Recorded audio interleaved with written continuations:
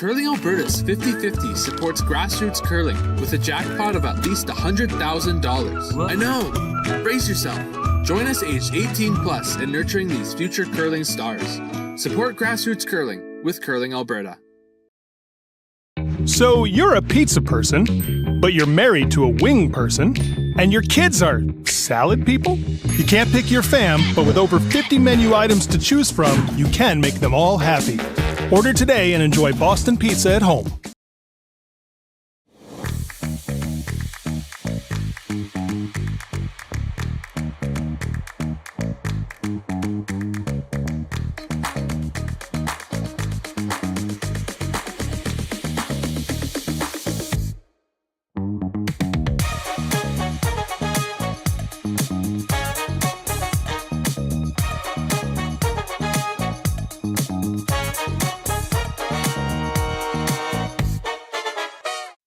I don't remember a time when curling wasn't a part of my life.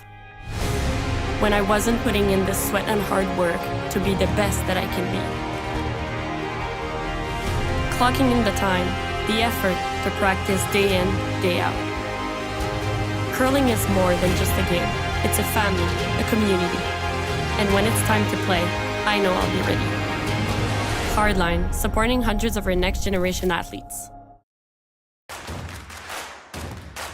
Imagine being able to stream every curling game from every sheet from any event, be it your Wednesday league game, bonspiel, or corporate event. Curling Stadium offers an all-inclusive streaming solution featuring high-quality cameras, ease of use, great reliability, and minimal installation. Offering your sponsors customizable ad space on your streamed curling games and being able to sell video packages to your corporate events for increased revenue. With Curling Stadium, you can stream to any device, be it your mobile phone, tablet, or computer. Push the feed to your desired platform, be it Facebook, YouTube, or any other social media. Curling Stadium is simply the way forward. Where it's commonplace in other sports to televise every game, we want to do the same.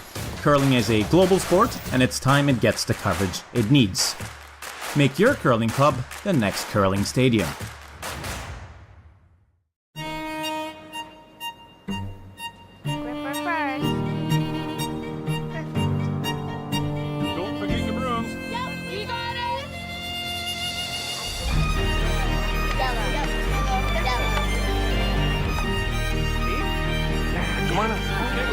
What do you got? You got one, you got two, you got... Just one more throw, please. You make moments like these possible.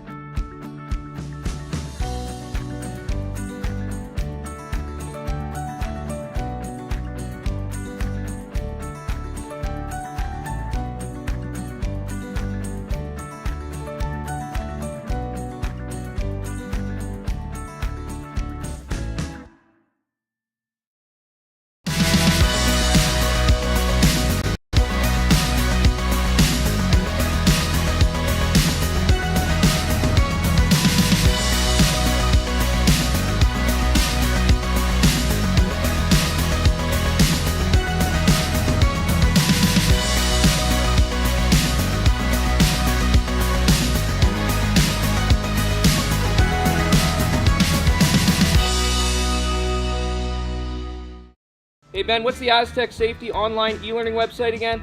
Yeah, that would be aztecsafety.com. Fire extinguisher and firefighting, we'll send that one to Paul. Ah, now here's a course I should probably take. Conflict resolution. Power line safety. Yeah, I thought it might help me with my line calls.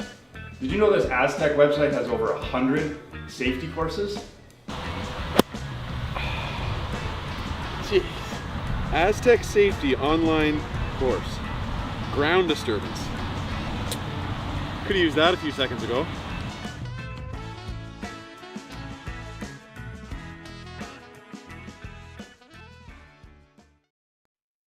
Handcrafted in Canada, Hardline's Ice Pad has revolutionized curling for over a decade. Engineered with top-tier precision and durability, it is backed by an unmatched 10-year warranty. Designed for curlers at all levels to sweep effortlessly with maximum efficiency, it is trusted by the world's best curlers, including Olympic and world champions. It is quite simply the best broom in the game. Hardline. Join the revolution. Curling Alberta's 50/50 supports grassroots curling with a jackpot of at least $100,000. I know! Brace yourself. Join us aged 18 plus in nurturing these future curling stars. Support grassroots curling with Curling Alberta.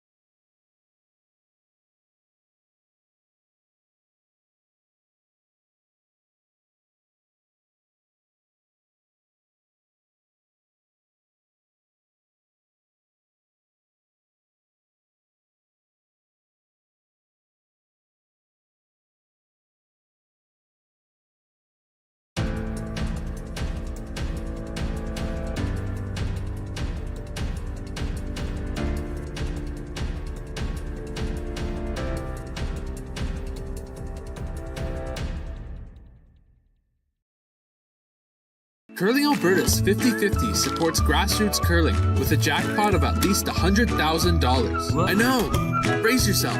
Join us aged 18 plus in nurturing these future curling stars. Support grassroots curling with Curling Alberta. So you're a pizza person, but you're married to a wing person, and your kids are salad people? You can't pick your fam, but with over 50 menu items to choose from, you can make them all happy. Order today and enjoy Boston pizza at home.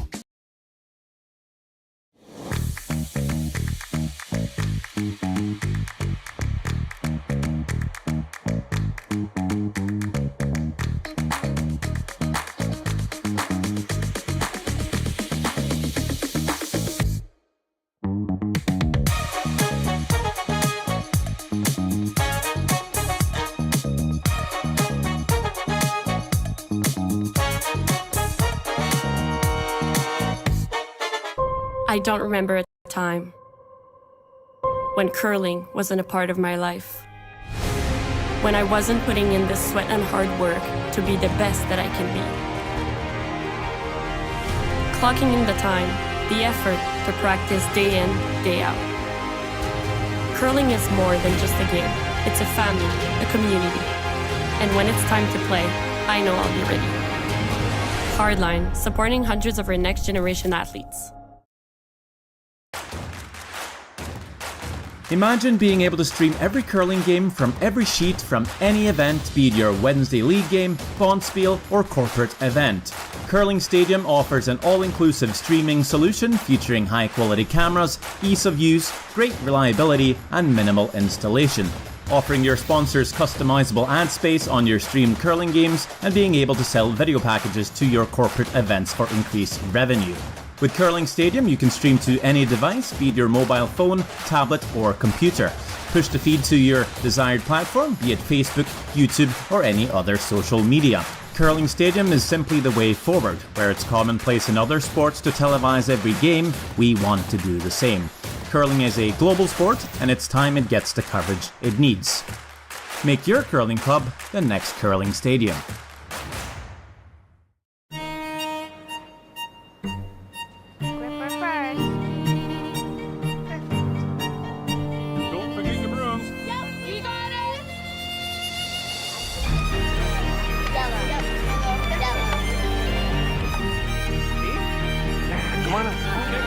What you got? You got one, you got two, you got... Just one more throw, please.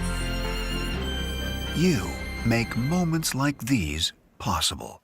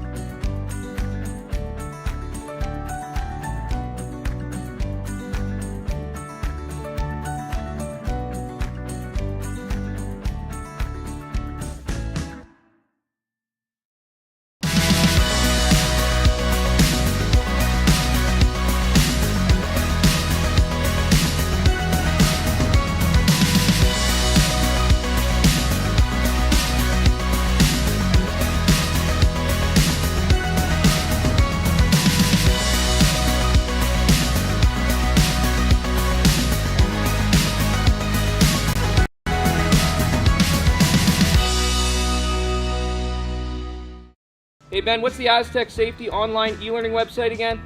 Yeah, that would be aztecsafety.com. Fire extinguisher and firefighting, we'll send that one to Paul. Now here's a course I should probably take. Conflict resolution. Power line safety. Yeah, I thought it might help me with my line calls.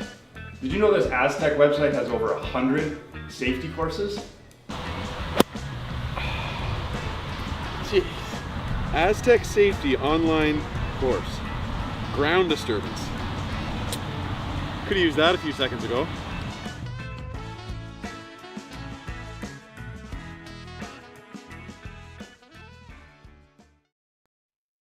Handcrafted in Canada, Hardline's ice pad has revolutionized curling for over a decade. Engineered with top-tier precision and durability, it is backed by an unmatched 10-year warranty.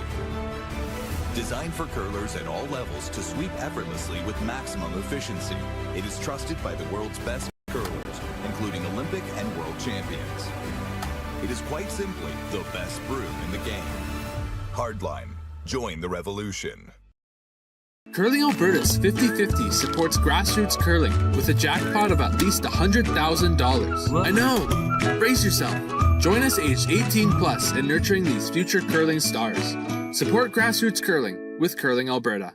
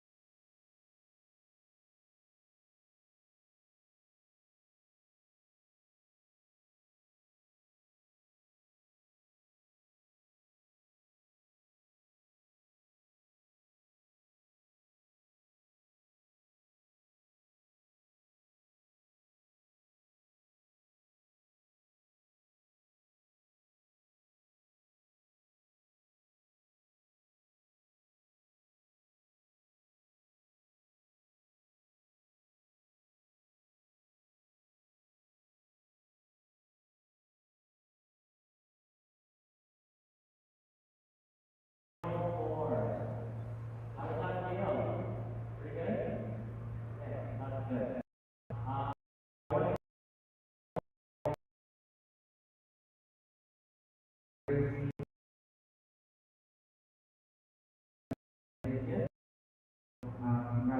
to all of you. I'm going to introduce our team. Make sure you wave this time during the final. Give the audience what they want to see, okay? From the Saddle Community Sports,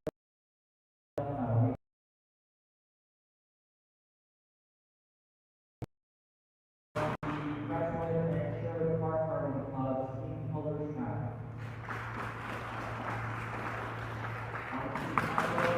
Final, we have from the Red Deer and Beaumont Garden Club, Team Disormo.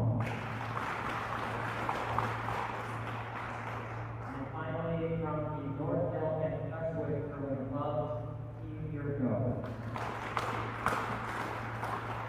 On behalf of all of us from Alberta, it's been a pleasure organizing this event for you all. And from Dan and Sherry, their team of umpires, we all wish you the best of luck with curling and let the game begin.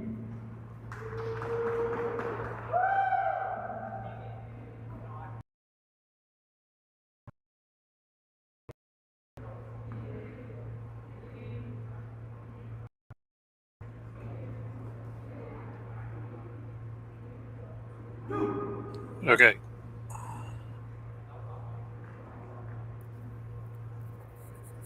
Welcome, everyone, to the 2025 Optimist U18 Provincial Championship. We have, in our final match, we have Team Halushak versus Team Hennig. I'm Jason Ginter, joined by Lucas Sawiak, and here we are commentating for you live this afternoon. I'm going to go through the rosters for each of the teams, and then I'm going to pass it off to Lucas to give you some keys to the matchups, as Lucas is no stranger to this game. So we have from the Crestwood Curling Center and Sherwood Park Curling Clubs, we have Team Halushak, Skip Peter Halushak, third Jackson Hebert, second Varric Dupker, lead Parker Harris, alternate Nate Burton, and coach Reg Reinhardt. And then from the Salvo Sports Center in Edmonton, Alberta, we have Skip Austin Hennig, third Preston Russell, second Matthew Reiniger, lead Hugo Chow, and coach Chris Power. So Lucas, what do you think we're looking to see? What are the keys to the victory here for both of these teams? Well, obviously, Team Halushak coming in maybe a little bit more confident than Team Hennig, as they've been in this situation before. They were the 2024 Optimist U18 Provincial Champions, and their entire roster went to nationals, representing Alberta 1 and Alberta 2. Team Hennig trying to play the underdog here, trying to catch Team Halushak maybe on a little bit of an off game, and trying to play their hearts out and see if they could earn that Purple Heart and become Alberta number 1. Yes, obviously it's a super important game for both of these teams.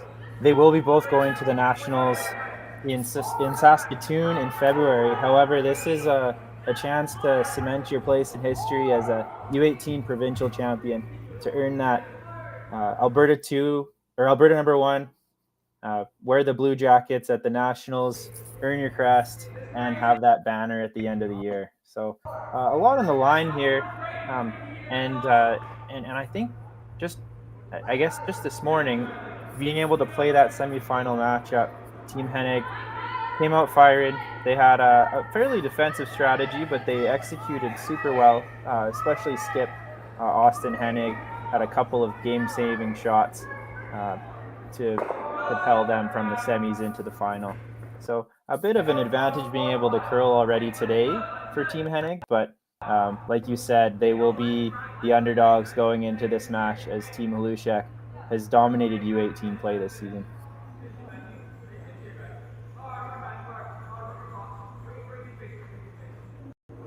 So as we saw, the first rock from Hugo Chow is drawn just off the center line, followed by a come around and a freeze by Hugo as well. We're right into the thick of it here in end number 1.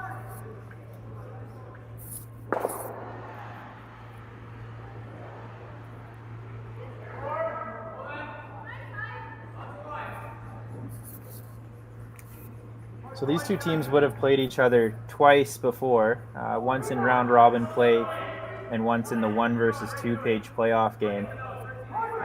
Team Hlushek undefeated through the round robin and was successful in the win in the 1 versus 2 page playoff. They've beaten Hennig twice now.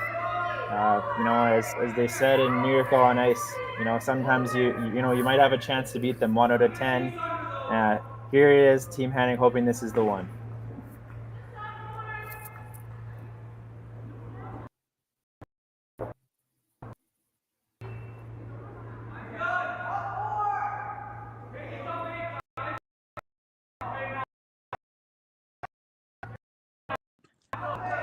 Matthew Reiniger with his first stone of the first end. I've actually played Matthew before at the 2024 high school provincial championships. We played each other in a round robin and in the semifinals. He's a very great player. He was skipping that team, so was I, but we were able to come out with the win. But he's definitely no stranger to strategy and can execute amazingly. And I think we'll see some amazing execution from him today. There we go. We might have our feature matchup at the second position between Matthew and Varick, second for Team Hlushek.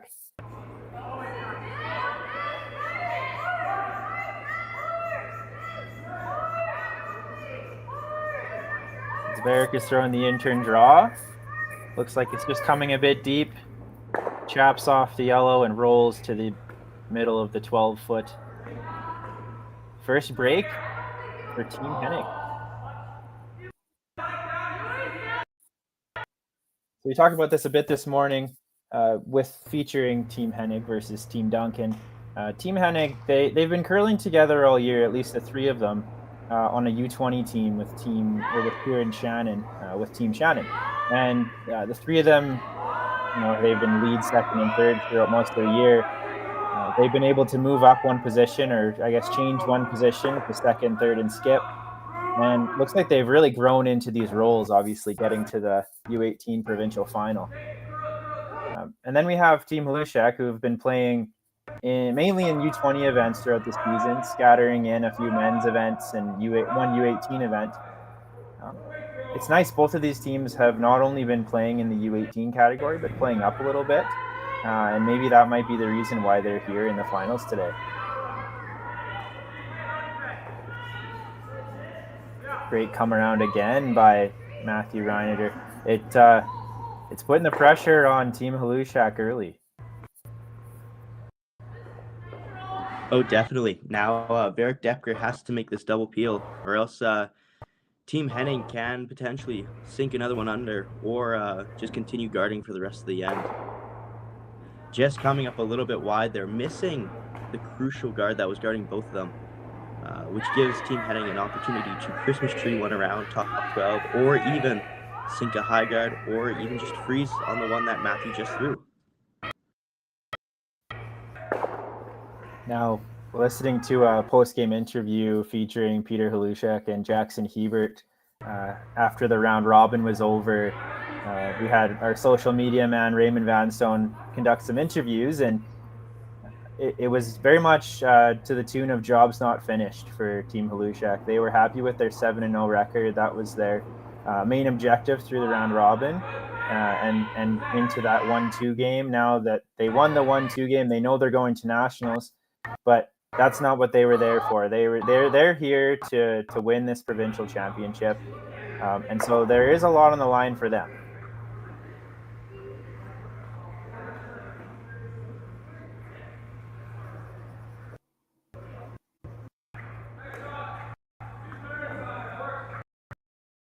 So there we have a nice replacement of the guard there from Preston Russell with his first rock in today's final. You see Jackson Hebert. He has to throw the double peel.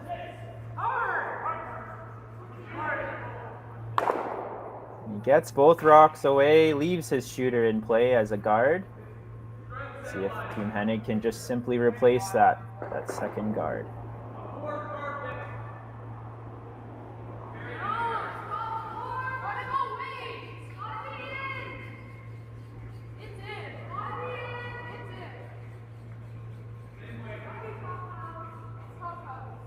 Preston Russell with his second shot of the first end, and this is actually Preston Russell's first U18 Provincial Championship, as he is usually playing second for Team Shannon, their U20 team, but has been playing third this entire week and has been doing a pretty good job. Definitely good enough to at least become Alberta 2 representation. And as this one comes a little bit light, but works very nicely as it successfully guards the yellows in the house and potentially gives Jackson Hebert a tricky-ish double peel. But Jackson has been known to make these with his usual sub 6 second monster cannon shots. We'll see how this one goes.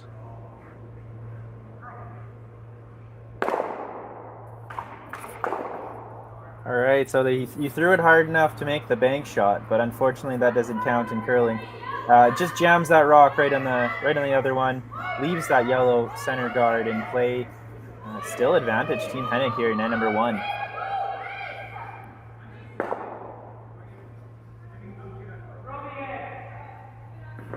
It looks like the outturn is still the outturn draw is still there for Peter Halushak. The intern side completely cut off.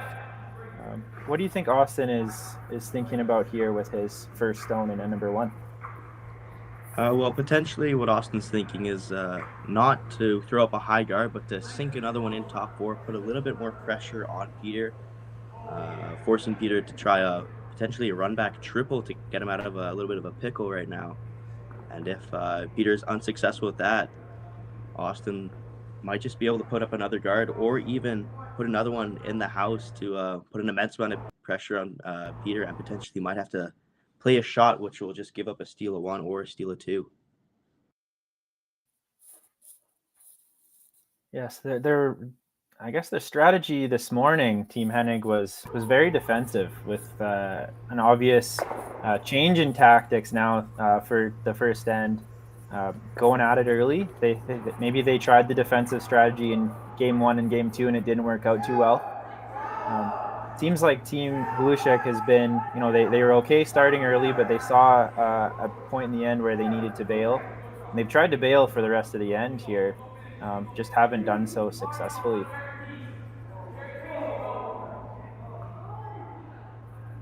This one comes into the house. They're hoping that it stops just before.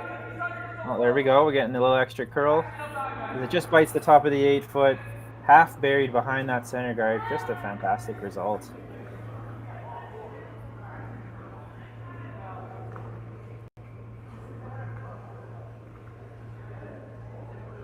Team Hennig might also be going into this game maybe a little bit more aggressive than last time, as they previously played Team Halushak in the round robin.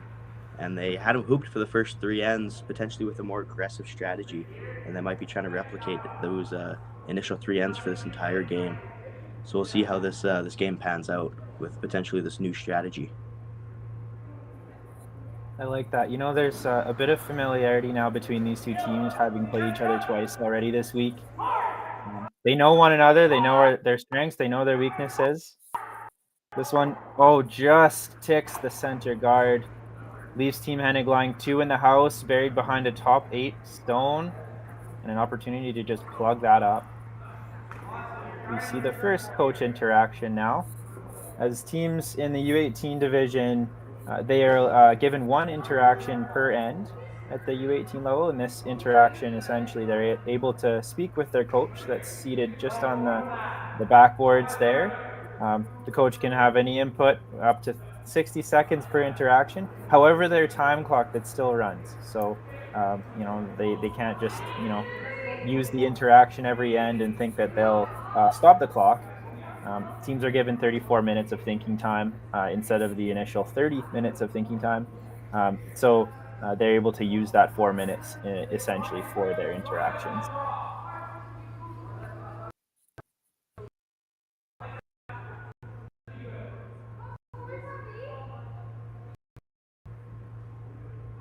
So here we are. We have Austin Hennig, his last rock here in end number 1. Just looking to replace that center guard to force Team Halushak into a draw to the button.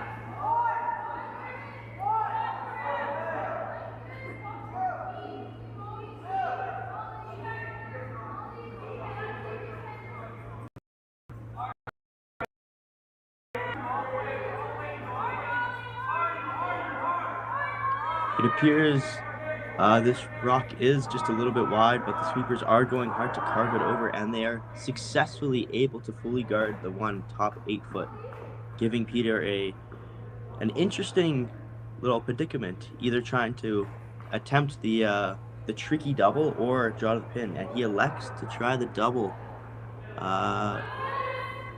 Most likely, if successful, will only get his single point, but that would be an excellent result considering how this end has been playing out. Absolutely. It's interesting because there are a plethora of potentials here. Like you could have the potential to hit both of your reds in the back and leave the yellow for shot. We'll see. They're urging it to curl a little more. Will it clip the back one? Yes, it will. Oh, and a fantastic shot. For one there in end number 1, Peter Halushek makes the double takeout, takes the lead going into end number 2. What a start. We'll catch you when we come back from commercial. Handcrafted in Canada, Hardline's ice pad has revolutionized curling for over a decade. Engineered with top-tier precision and durability, it is backed by an unmatched 10-year warranty. Designed for curlers at all levels to sweep effortlessly with maximum efficiency, it is trusted by the world's best curlers, including Olympic and world champions. It is quite simply the best broom in the game. Hardline, join the revolution.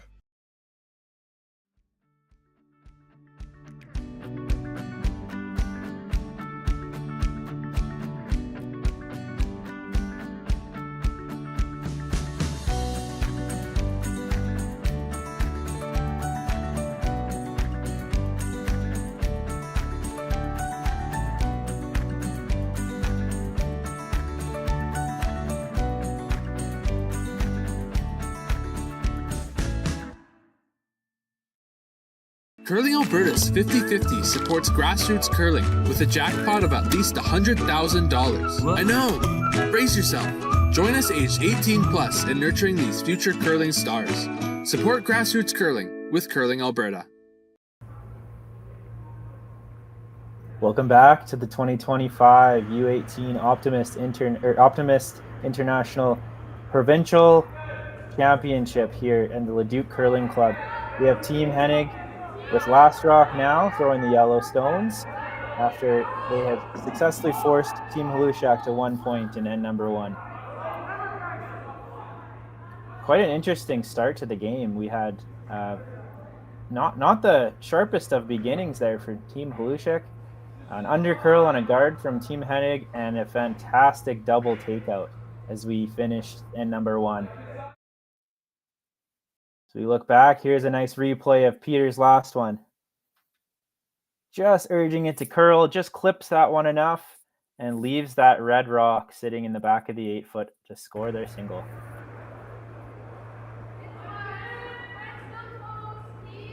Now that's one thing I've seen watching most of Team Halushak's games is the ability to throw that up weight all the way throughout the lineup with Team Halushak. If they are ever in trouble, usually they find a way out of it using the hit game. And Peter obviously making no mistake there with his last one.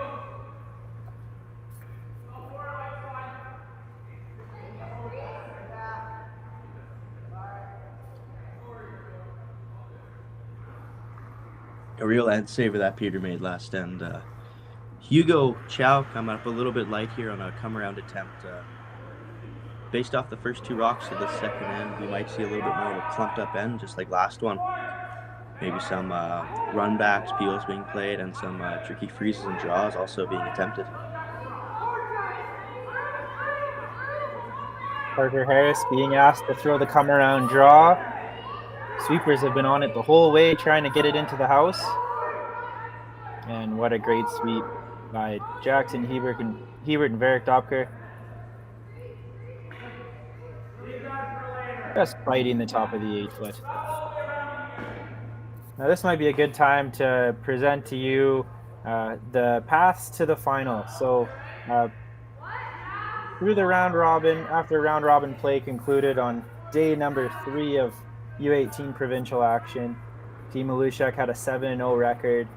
Team Hennig had a 4-3 record, but based on Team Hennig's head-to-head record against tied teams, they found themselves in the 1 versus 2 page playoff game against each other. Team Hennig had dropped down into the semifinal with the Team Hlushek victory last night in the 1 versus 2 game. Team Hennig won the semifinal versus Team Duncan to find their way back into the final.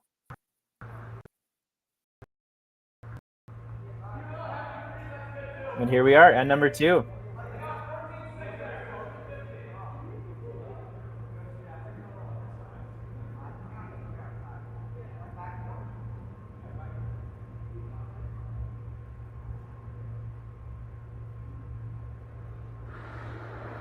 Here we have Eric Doppker out of Grand Prairie, Alberta.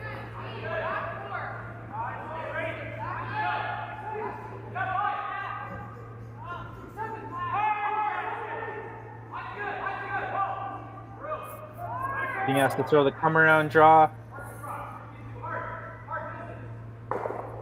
So you've noticed here that we had 2 different sweepers. One started on the inside, one ended up on the inside. Why might they switch halfway through the shot, Lucas? Well, initially the inside sweeper were they always take precedent, but for that last one, it was looking a little bit wide there. So Jackson jumped on it, tried to make it curl just a little bit more, but it also had to go for weight a little bit. I'm not sure if that change was a great idea. Although that red is in a good spot, yellow is still shot in the back forefoot, which could potentially be a counter for Team Hennig at the end of this end.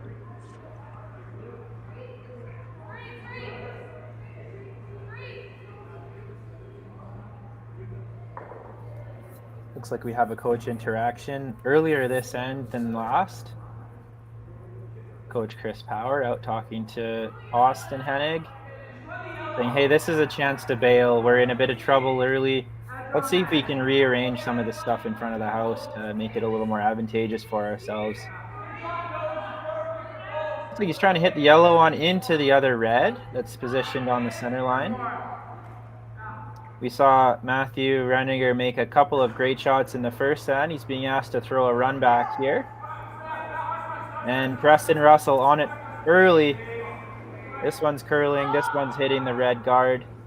And off goes the center guard.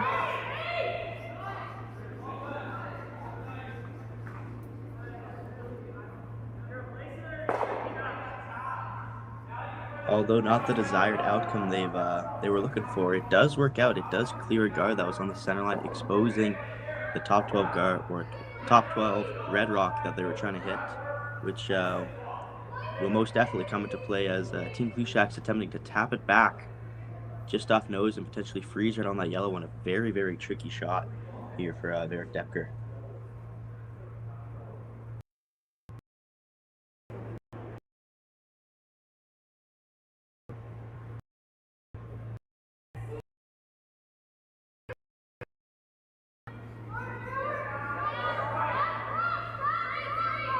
Sweepers on this one early. And it looks like they've successfully held the line as this one's coming into the house. Just looking to promote it. However, it is falling a bit short. Still a good shot. Successfully guards the rock in the house. Now, Team Hennig has shot rock at the moment. They have the opportunity to sit 2. It looks like they've now with the hammer they've elected to kind of rear back on the aggressive strategy and make sure that Team Hennig has a shot for 1 at the end of this end. Trying to clear the center. Run back attempt number 2, successful. However, it does roll out. Job well done from Matthew Renninger.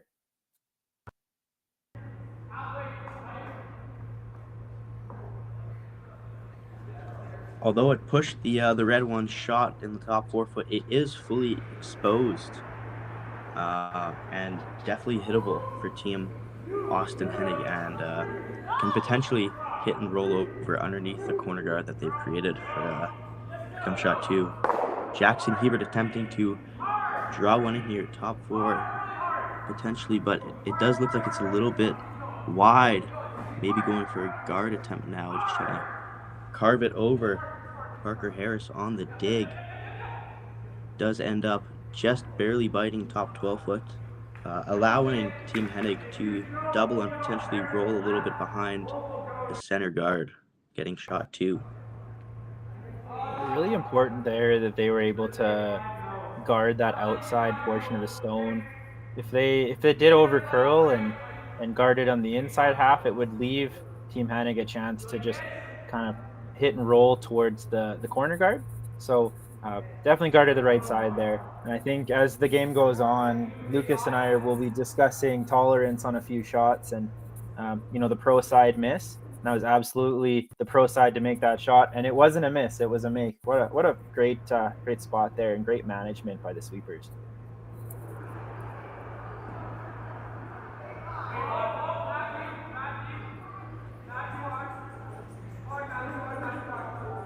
As the double attempt is attempted and just jammed just onto shot rock there. Leaves yellow sitting 1, fully buried, and still a pretty good result with yellow in front of red. However, it leaves that red still sitting in the house.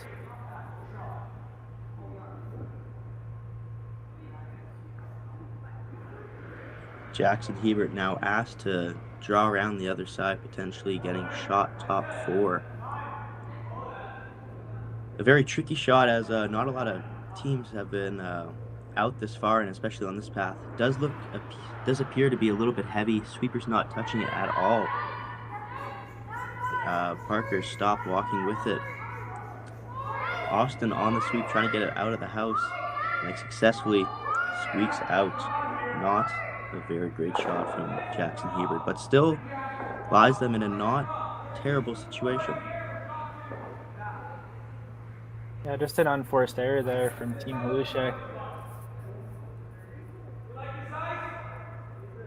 Draw weight has been elusive at times, I think, throughout the week from many of these teams. Seeing that they might have it one shot and then they try again, and either the speed of the ice has changed, or they maybe just didn't quite have the feel.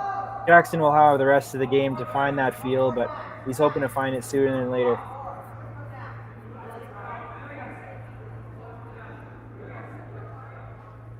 Preston Russell just being asked to draw at the top of the 4-foot. Sweepers don't like it there right off. And, sometimes the best sweep is no sweep, as it ends up right in the top of the button, slides about maybe a foot too deep, and leaves a potential freeze attempt now from Peter Lushak.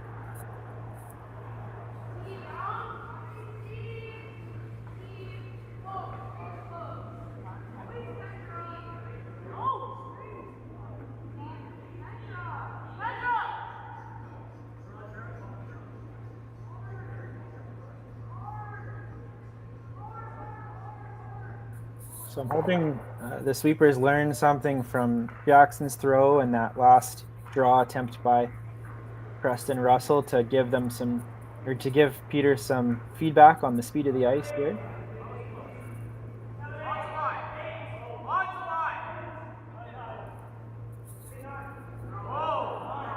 Jackson saying lots of line.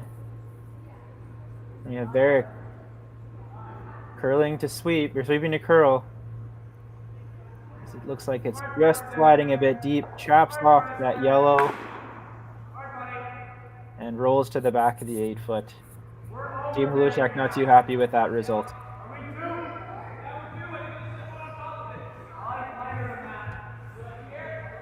So just like end number 1, it seems like Team Hennig has the upper hand going into skip stones, and Peter's going to have to pull a rabbit out of his hat now to prevent a multiple score.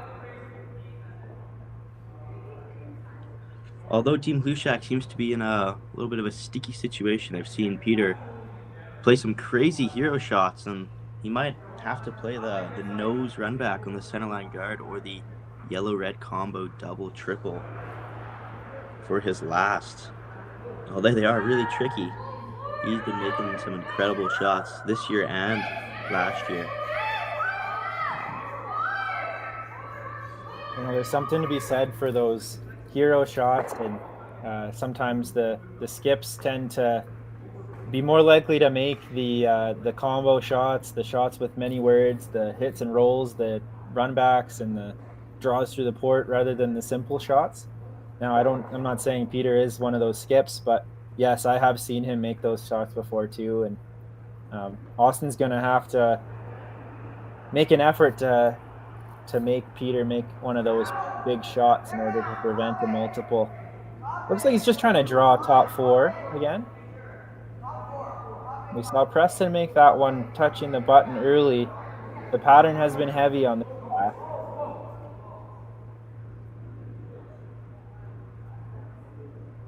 This one slides and slides. Sweeper's right off, and it looks like it just nudged that rock on the top of the button, and it is about half buried behind the center guard.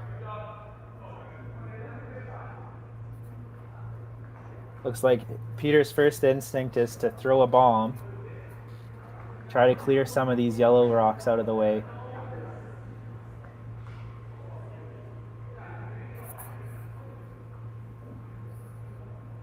Now it looks like with some weight, you can clear at least two of the yellows. I'm unsure whether or not that center, the one that's just touching the button or the pin, will jam on the back four rock.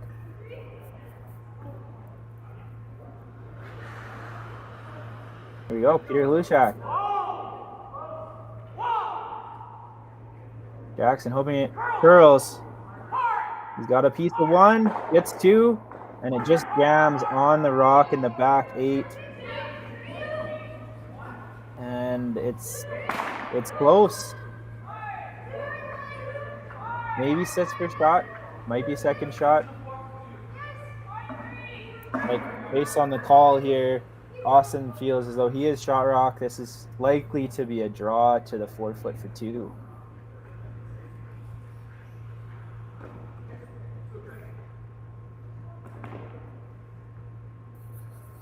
So that 8 rock has been thrown twice now, and I think the combined time between the hog lines has been about 12 seconds.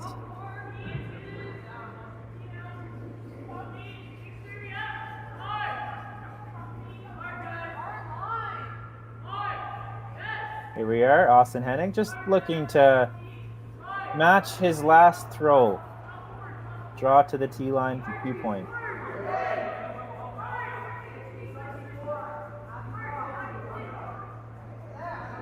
Reaper's on it early. Austin looking like he wants to get up and help sweep.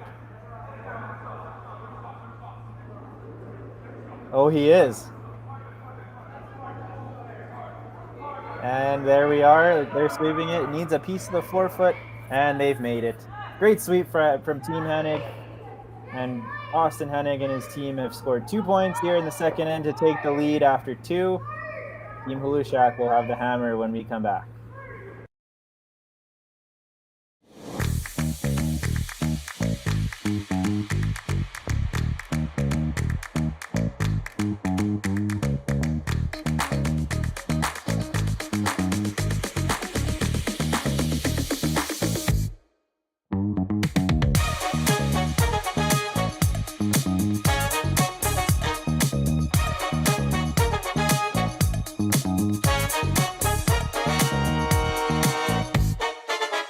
Hey Ben, what's the Aztec Safety online e-learning website again? Yeah, that would be aztecsafety.com. Fire extinguisher and firefighting, we'll send that one to Paul. Ah, now here's a course I should probably take. Conflict resolution. Power line safety. Yeah, I thought it might help me with my line calls. Did you know this Aztec website has over 100 safety courses? Jeez. Aztec Safety online course. Ground disturbance. Could have used that a few seconds ago.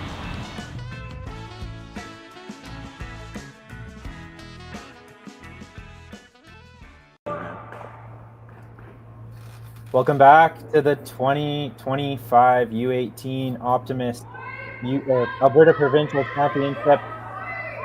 We had Team Hennig scoring 2 in the second end to take the lead. They're throwing the yellow stones, throwing first, and Team Halushak has the hammer and the red stones here in end number 3. Now, Lucas has been doing some stats on his own, and there's been a key matchup so far after 2 ends of play. After 2 ends of play, Team Glushak curling 50% and Team Hennig curling a whopping 78.75%, with key matchups coming in the third, with Preston Russell curling a whopping 90%, with Peter Jackson Hubert's 45%. Potentially the only reason that the score isn't there isn't a bigger margin on the scoreboard is because 2 of Peter's hero shots is both final shots in the first and the second end, clearing 2 yellow stones. Great shot making from him, but he's still curling 60%. His first shots of the first and second end have not been very great, but he sure makes it up for his last shots. Yes, and I think if I'm Team Hennig, I'm not changing a whole lot after the first 2 ends of play. They've been drawing exceptionally well. At least, they're making their draws count when Team Halushak has maybe come a little bit deep. Those shots after those misses have been made and forced Team Halushak into some big weight takeouts. I think if I'm Coach Chris Power, I'm pretty impressed with the first 2 ends here in the final. There may be pressure, but it hasn't seemed to affect them so far. Just giving a little update on the other final game. In the U18 girls side, we have Team Alina Yurko versus Team Abby DeSormo. Abby DeSormo started with the hammer, blanked end number 1, and then was forced to 1 in end number 2. So DeSormo up 1-0 after 2. Team Yurko has the hammer in that one. Kind of like we saw this morning with Team Hennig, once they got the lead, the rocks were thrown into the house, urging the other team to hit them and maybe looking for a rollout and a potential to peel that corner guard later in the end.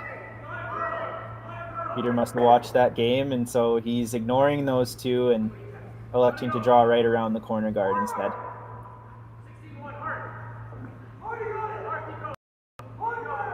Parker Harris is well known for his ability to draw. As last season, when I was playing with him, he would have been 80s almost every single game, and most of his shots with draws and guards. He's just an exceptional curler with his guards and draws. His placement is fantastic, and you can even see this end, a perfect guard matched with a perfect come around, fully buried. Amazing shot making from him. Yes, and Parker being one of the youngest members on the team, or the youngest member on his team. I remember seeing Parker at the U15 Rock Fest last year. So he was U15 eligible and still, making his impact with the U18 division. Looking at those 2 rocks on the wing, you couldn't have walked them down any better.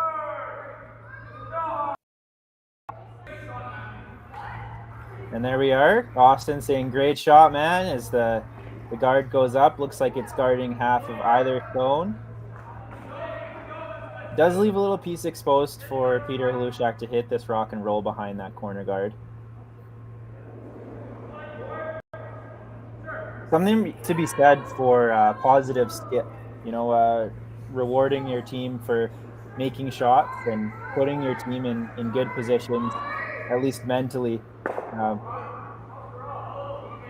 Sometimes the best skips are the best teammates as well.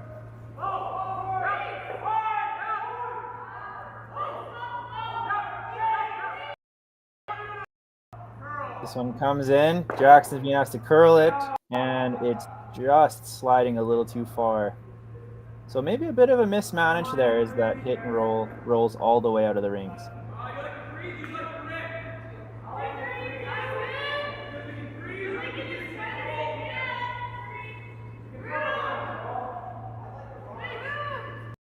So it appears as though Austin is asking his team if they like the freeze or they like the peel.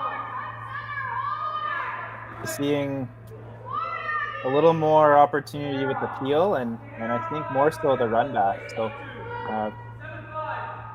Matthew being asked to throw 7-5 run back.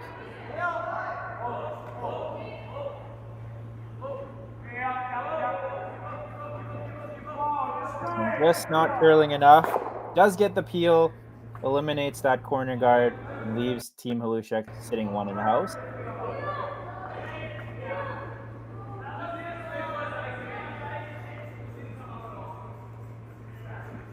Although Matthew wasn't able to successfully run the guard back and remove the stone that Parker placed there so nicely, it does open it up very nicely. And if Varick draws this one beautifully in the top 4 foot, it will give Preston Russell a chance for a little in-off attempt, which may set up Team Henning for a beautiful end with 3 stones all near the center line, all in a row, and may put Team Lushak yet in another pickle for potentially the 3rd end in a row. This one just doesn't seem to be catching the curl. And kind of like we've seen throughout this game so far, Team Halushak just a little bit on the heavy side. Although, it does slip behind the tee line, it's not in the worst place. I think they'd prefer if it was behind the tee that it's wide open like it is. Doesn't leave Team Hennig a chance to be buried and in front of the red stone. Interactions called by Chris Power. So 3 ends, 3 coach interactions now. Team Hennig coach Chris Power is truly making an impact early. What do you think they're discussing here, Lucas? Well, based off Austin's first choice for a hit and roll, I feel like he's a little bit indecisive on whether to just draw one right under his 2 yellow guards, or his 2 yellow rocks, one a halfway guard and one top 12. If he sinks one under there, they're looking really nicely. It will force Team Kushak to chase, and if they just peel the guard, he could then play a little hit and roll away on the back red one, or just potentially just remove a red in play, and which may end up to a potential force later in this game, or even a steal opportunity for Team Hennig. Okay, I'm hearing hit and roll here, so he must think that he can make that rock curl enough after that guard to get the roll underneath. I guess worst case scenario, he just hits it on the nose and forces Team Halushak to make that hit and roll under. Coach must have thought that this was the dangerous stone out of the 2, so let's try to get after this one instead.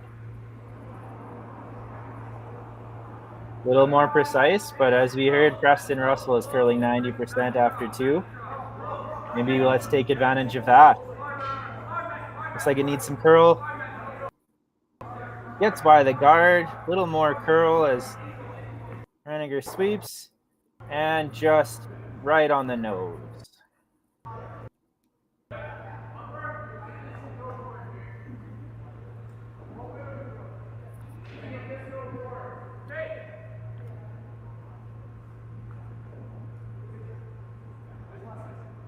Jackson Hebert just looking to replace it. Nose is okay, little roll under is okay. Anywhere but roll out.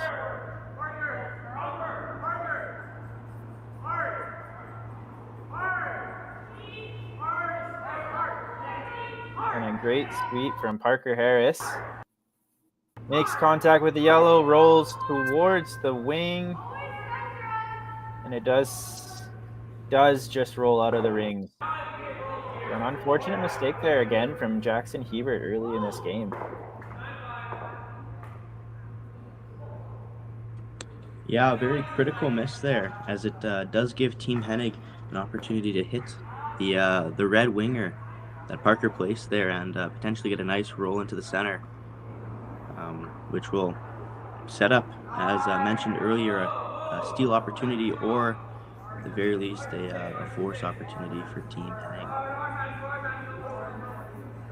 This one really needs to finish up to stay in the house. And another roll out of the rings. So letting Team Halushak off the hook a little bit. Peter has the chance to just simply hit that rock that's half open on the intern side. He sees this as an opportunity to score 2 instead, so they're playing the draw round.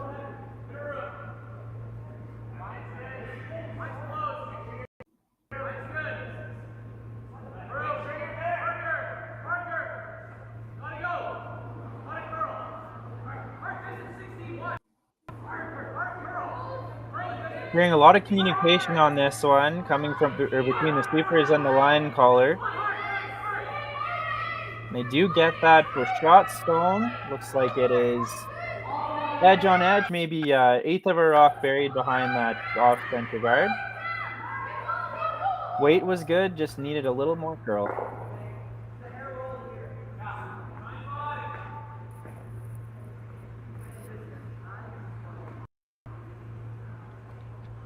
Even if Austin Hennig is successful on hitting this one, it may give Peter Hlushak an opportunity to sink one around the 2 yellow stones and force Austin in a very pressure freeze or pressure run back for his to not give up a deuce here in the third end.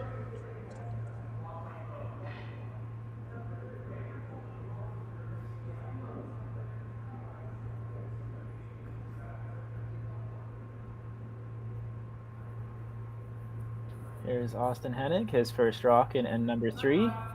Just looking to hit this one right on the nose. Nice precise hit. Sweepers on it early. Maybe too early, as now they're asking sweepers to curl. Looks like he's got enough of the red. We'll roll over to the wing, and that force is firmly on.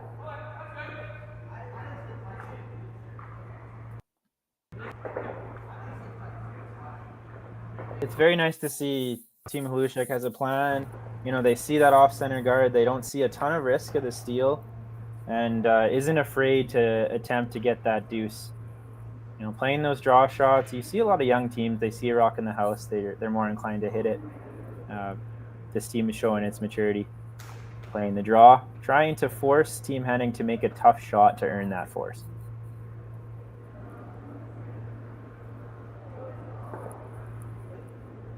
Where would be the optimal place for this shot?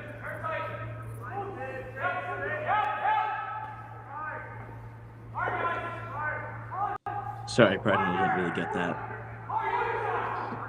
Yeah, it looks like optimally they're hoping to just fight the top of the floor. Need some sweep. Oh, and what a sweep they had. Looks like it's almost half buried now behind that off-center guard. In for shot stone.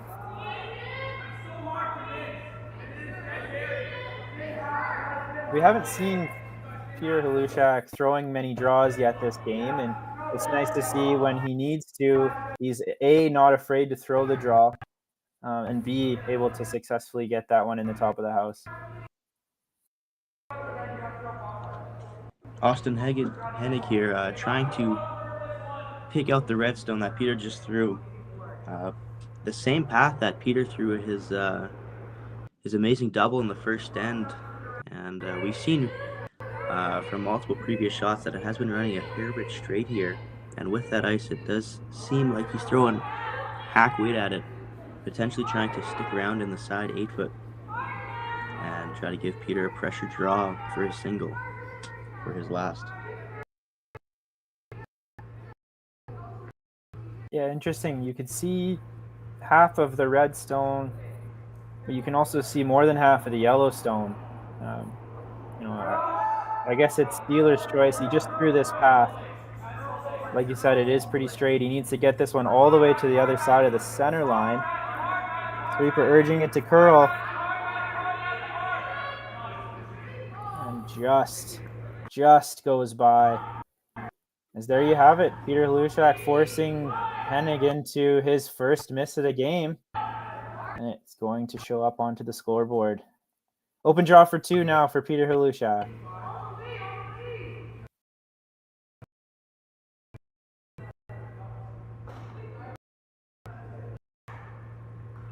A much better end played here by Team Hlushek as a whole with multiple makes, and they were a little bit fortunate to see a little bit of a breakdown potentially on Team Hennig with a little bit more missiles than they saw in the first 2 ends. Team Hennig might be on a little bit of a downward trajectory after this end, but we'll see what happens.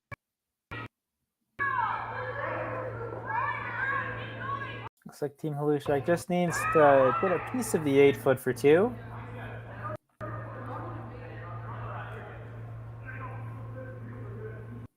And much less sweep than the last one. This one gets in there with no problem. Team Halushak gets 2 in the 3rd end to take the lead back from Team Hennig. They'll be up 3-2 when we come back. I don't remember a time when curling wasn't a part of my life. When I wasn't putting in the sweat and hard work to be the best that I can be. Clocking in the time, the effort to practice day in, day out. Curling is more than just a game. It's a family, a community. And when it's time to play, I know I'll be ready. Hardline, supporting hundreds of our next generation athletes.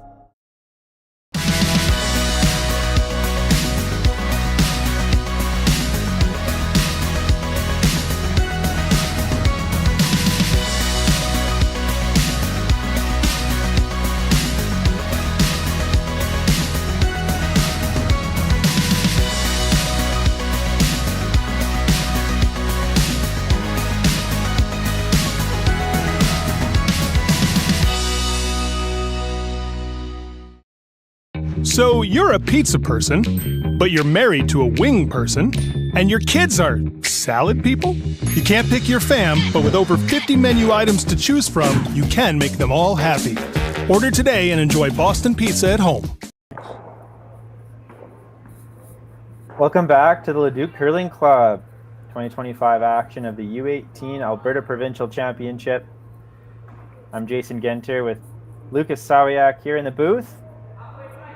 We've seen some exciting curling thus far here in the final game between Team Hennig and Team Halushak. Team Halushak just took control of the game with a 2 score in the 3rd. They now hold the lead. Team Hennig has the hammer and the yellow stones in the 4th.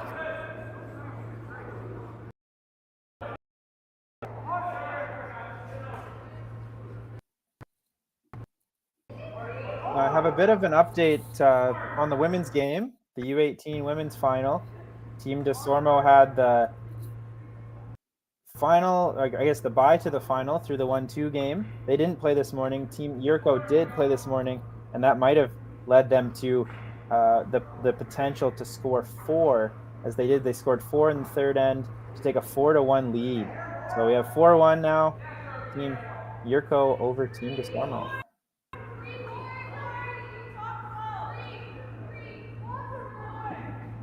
Unforced error there from Team Halushak, hogging the first stone at the end.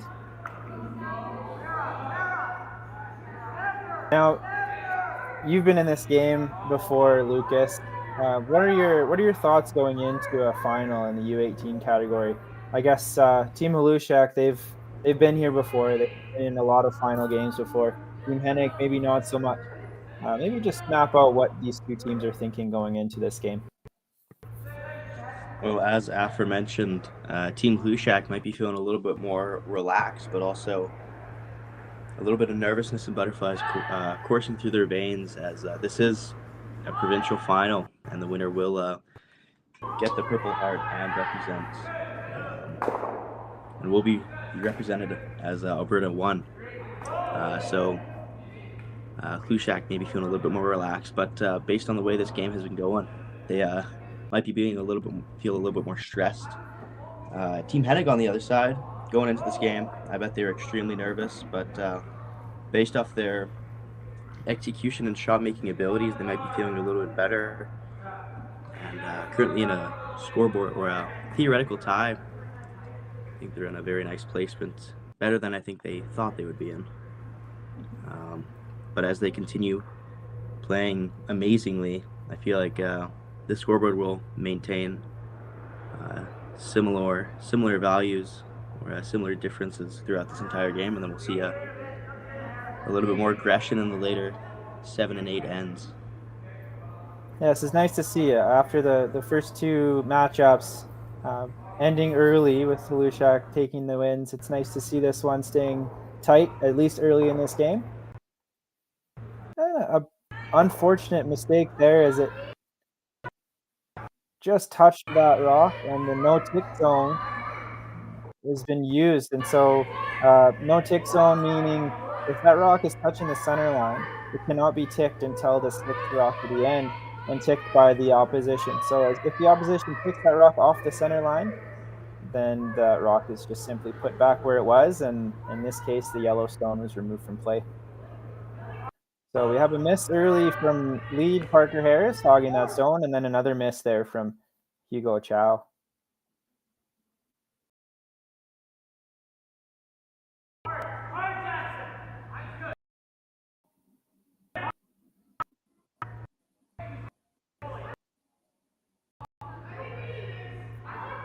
I like what you said earlier, Lucas, that sometimes your nerves go away once you start making shots, and that'd be the easiest way to take the pressure off, is just to make a few.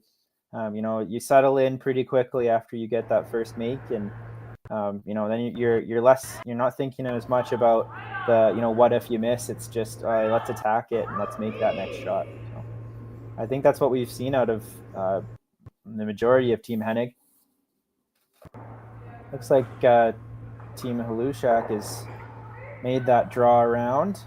Team Hennig making the coach interaction once more. Coach doesn't like what he sees on the center line. We're gonna take a run at this run back.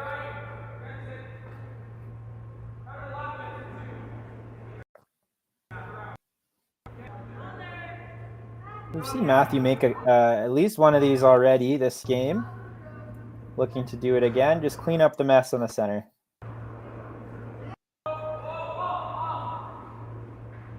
I heard whoa, whoa, whoa, off early. The sweeper stayed on it and unfortunately just pushed that rock out. Look at the clean peel. Open up that center.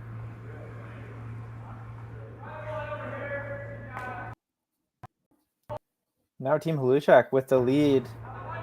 They're thinking maybe, hey, let's just peel this guy. Let's get out of dodge.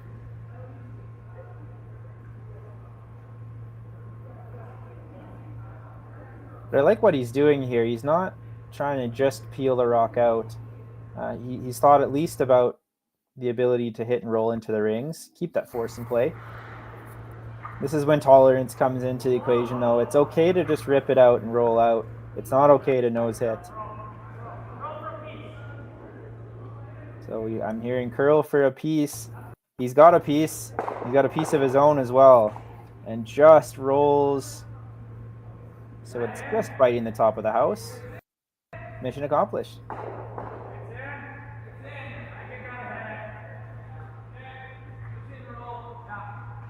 So fourth end of an 8-end game here.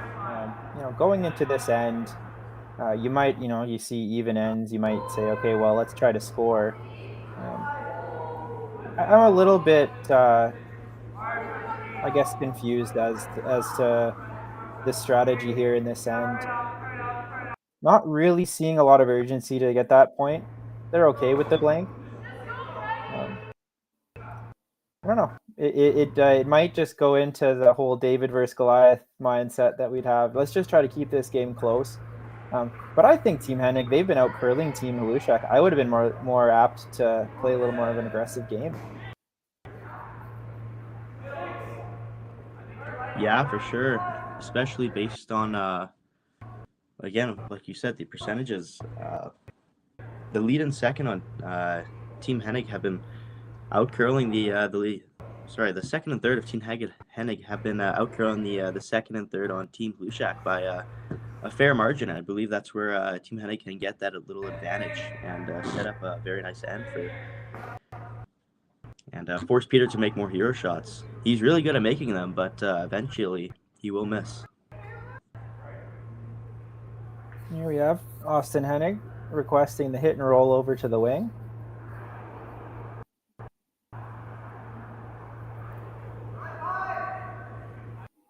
Now this would be interesting here. If he ever doesn't roll one way or another, if he just sits right there, it's going to leave a center guard. He just does that. We'll see if Team Halushak elects to still peel.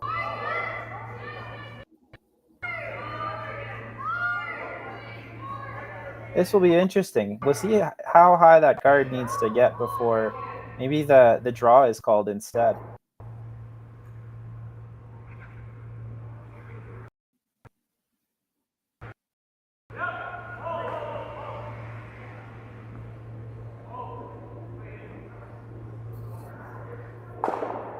Like that rock is just removed. They're happy just with the blank, and it looks like that's where we're trending.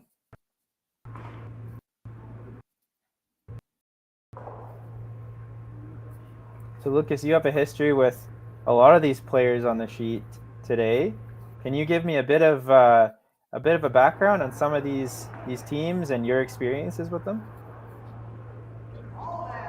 Yeah, for sure. Well, obviously, I played with Team Halushak last season as a third. We won this event, went to nationals, and were quarterfinalists.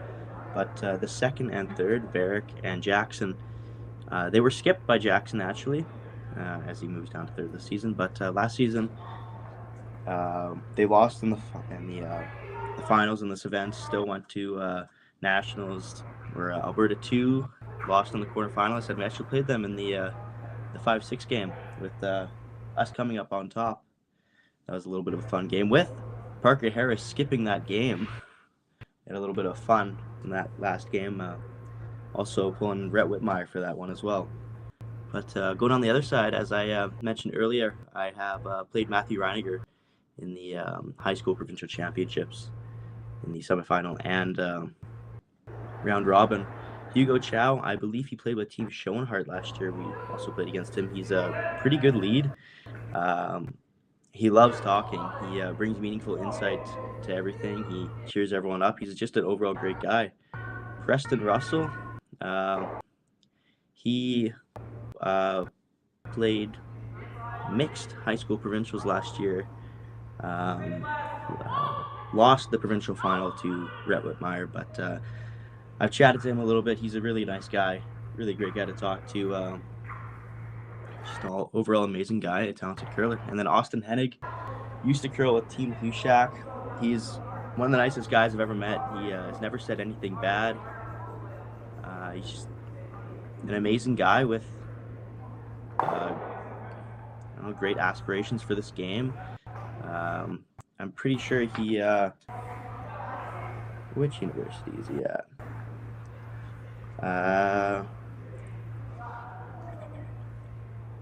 He's in the Bachelor of Management at Concordia University of Edmonton.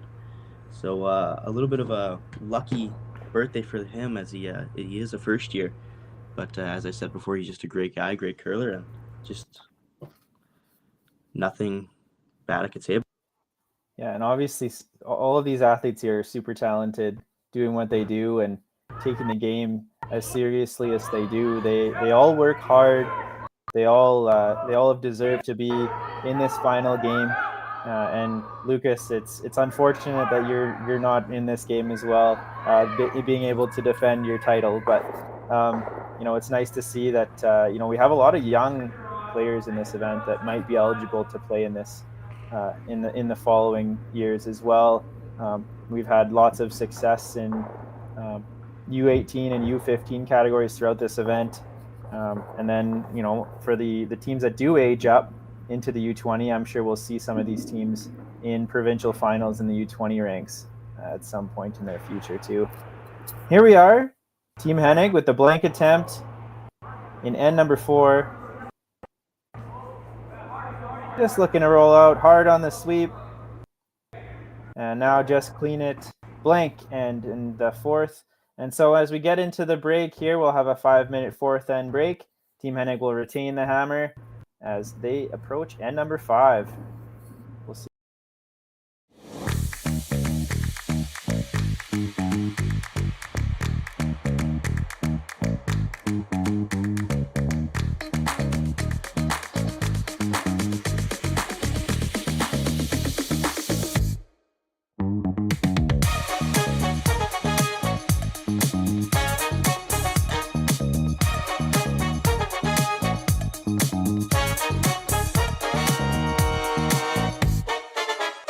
Hey Ben, what's the Aztec Safety online e-learning website again? Yeah, that would be aztecsafety.com. Fire extinguisher and firefighting, we'll send that one to Paul. Ah, now here's a course I should probably take. Conflict resolution. Power line safety. Yeah, I thought it might help me with my line calls. Did you know this Aztec website has over 100 safety courses? Jeez. Aztec Safety online course. Ground disturbance. Could have used that a few seconds ago.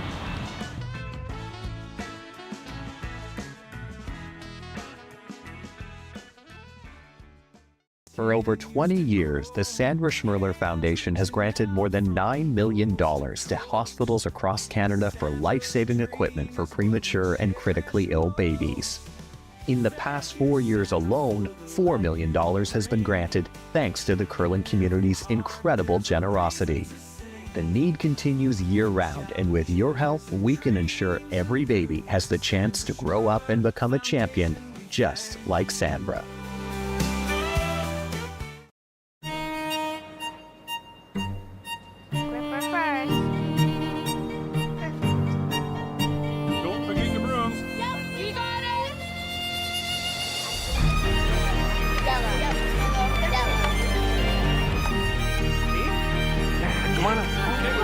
What do you got? You got one, you got two, you got... Just one more throw, please. You make moments like these possible.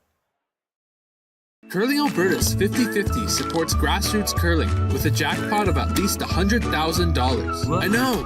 Brace yourself. Join us aged 18 plus in nurturing these future curling stars. Support grassroots curling with Curling Alberta. Welcome back here as we continue the fourth and break of our U18 provincial final game. We have Team Halushak up 3-2 over Team Hennig. Both these teams taking a bit of a break from the action. As we wait for them to continue, we have a bit of an update on the girls' game. Team Yurko up 4-2 on Team DeSormo. Team Yurko has the hammer as they go into the break themselves.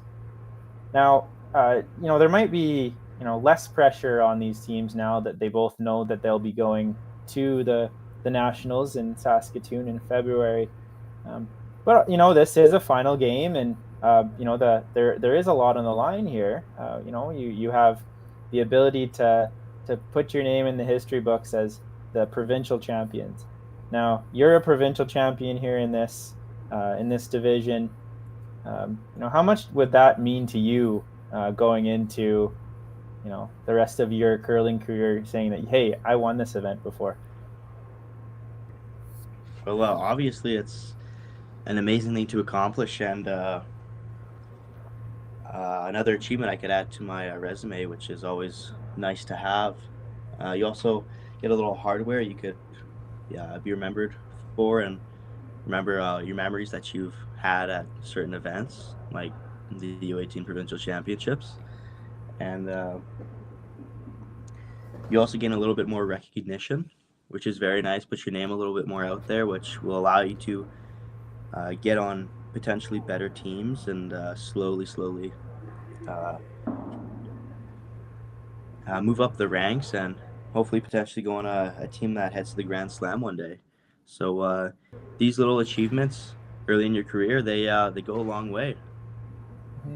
Absolutely, and it's nice that you mentioned the Grand Slams a bit. I think that's something that curling is getting to a place now where social media and exposure of some of the players is expanding, and we're trying to make sure that our players and personalities are a little more well known, and that fame and hopefully fortune that goes along with it. We got a long way to go, but it's nice to see this year that at the U18 Provincial Championships, we've been able to conduct some post-game interviews with some of the teams.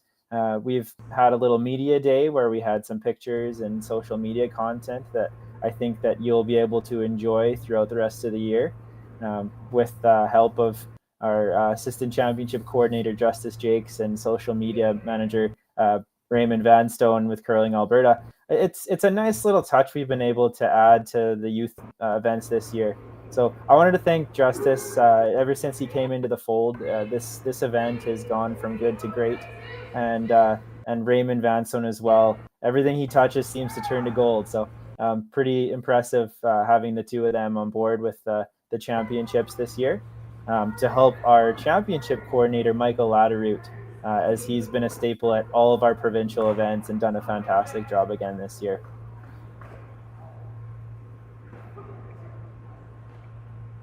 So here we are, as you see Coach Reg Reinhardt walking down the ice, waiting for fifth end of play to begin. You'll see we have our coaches positioned in the backboards. We've taken advantage of coach interactions throughout the first four ends of this game. Team Hennig using them a little more than Team Volusia, but nevertheless, the coaches have been a big impact in the sport, and we're happy to see some of these coaches staying in the game, even though maybe some of their kids have been removed from the U18 category for some years. We have two coaches here, Chris Power and Reg Reinhardt, that have been staples to the coaching community in curling for quite some time and have led many teams to success. So we commend them both for their efforts improving and developing these young curlers. So here we are, Team Hennig with the hammer in the fifth end. Team Volusia throws up the center guard. We're due for a lot of action here.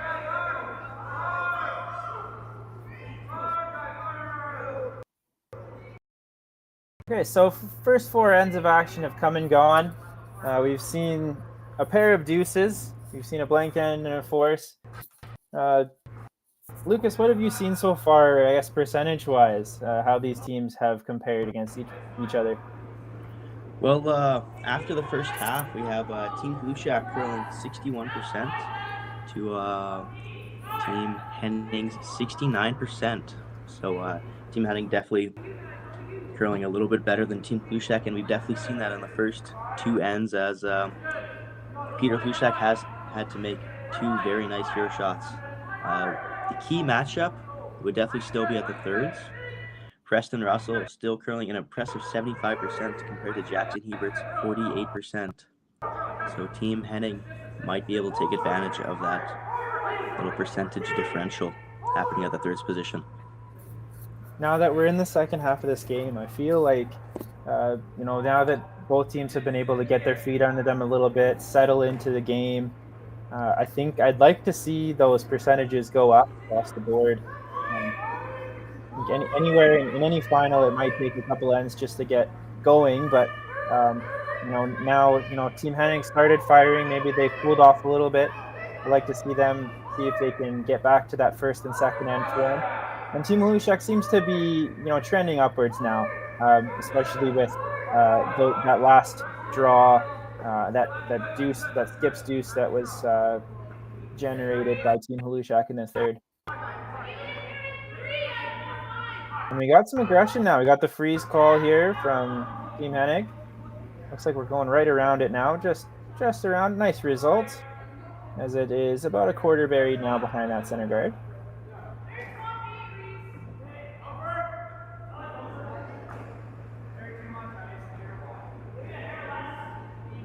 I'm sure there was a lot of communication between coach and players at the fourth end break. What would some of the topics be that might be topics of discussion at the fourth end? Well, the main topic should probably be the different paths, how they're moving, and the speeds, because we definitely seen more paths being used more than others. So the speed and the amount of curl might be different in either of them. Potentially the sheet shape, if it's curved on one side, maybe if there's a ridge over here, there's a dish within the 4-foot or the 8-foot. Just try to gain a better understanding for the entire team on how the entire ice surface is moving, and also a little bit more advanced, how everyone's rocks are feeling. If everyone has a good enough release, they could differentiate between good and bad rocks. Potentially, if one rock's a little bit of a cutter, maybe moves half a foot more than the other one, they could dish it off to the lead or the second position to potentially increase the shot quality for the backhand, and also just overall physical condition, how everyone is just feeling overall. Yeah, a lot to talk about in 5 minutes. I know that's a very analytical standpoint, right? I know there's a little bit that factors into just, okay, well, let's just give ourselves some time to just kind of rest and recover as well. Maybe take a bio break here or there, and just make sure that you're ready for those last four ends, however you need to.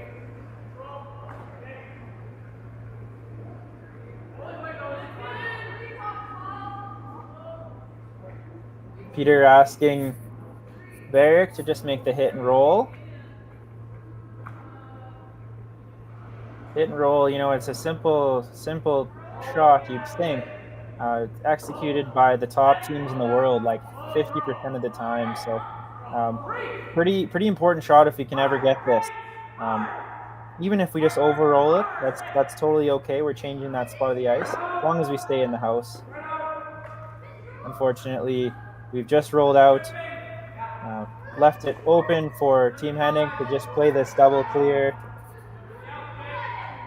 I think if I'm Team Hennig, I'm not just trying the double clear here. I would like to hit and roll over to the wing if possible. Make the double, maybe get a little bonus.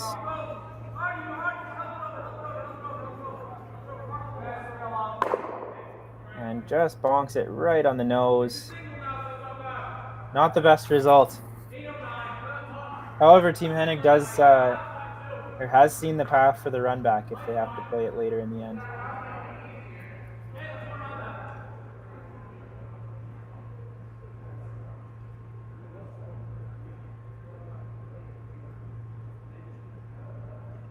Jackson Hebert's first shot of the fifth end, just trying to sit one right on top of their top 8 one in the rings. If successful, will put Team Hennig in a little bit of a predicament, but it is looking a little bit wide and potentially a little bit heavy. Sweeper's not touching it at all. Varick now curling it just a little bit now off of it. On it again, trying to just carve it underneath the guard and potentially far enough back so if Team Hennig freezes on it, they will not be shot. Yeah, good result there. Just looked like just a bit heavy. It still got right under the guard. Forces Team Hennig into another run back.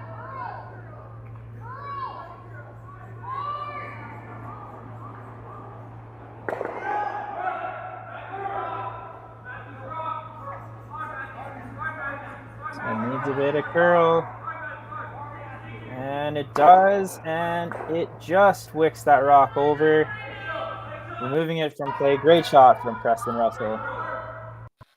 It was interesting to see how this game has shifted. It's gone from Team Halushek throwing a lot of those run backs and clear shots into Team Hennig being forced to do the same. So obviously a little bit of momentum change after that 2-score in the third end. It seemed just like Team Hennig was on cruise control for a while. All they had to do was peel that rock out of the rings to get that force that they so desperately needed. Unfortunately, it didn't happen, and now it just seems like Team Halushek has got a little bit of wind behind their sails.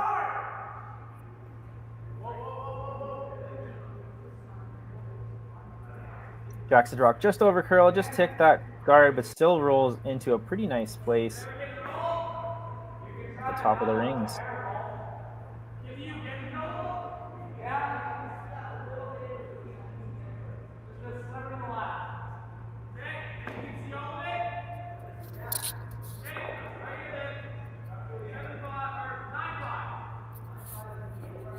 Austin asking Preston to try to hit as much as he can see. It looks like there's a potential for a double.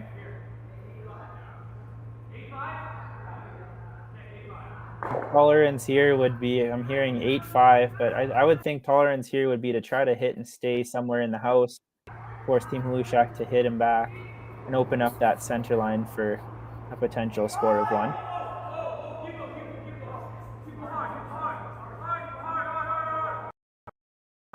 I need some curl.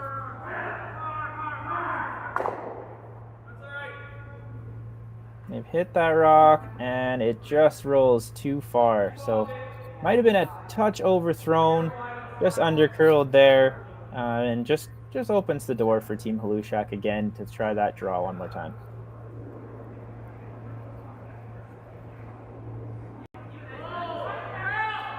I think at some point in this end, Team Hennig would love to be able to play this draw to generate the deuce, but they're running out of stones to do so. If Peter is able to throw this one just biting the top of the forefoot, fully buried behind there, I'm going to force Team Hennig into playing another run back attempt.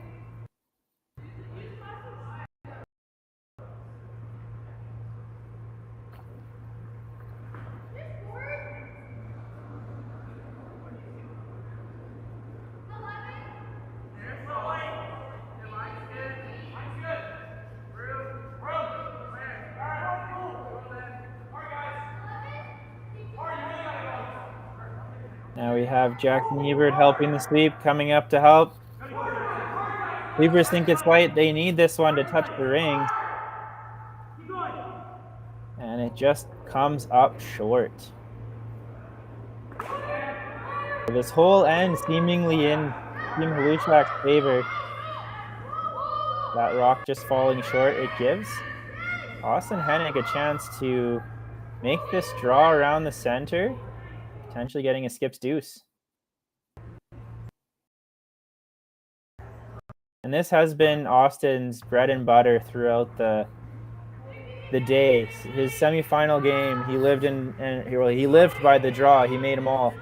And so I think we'll look to see this one be fairly close once again.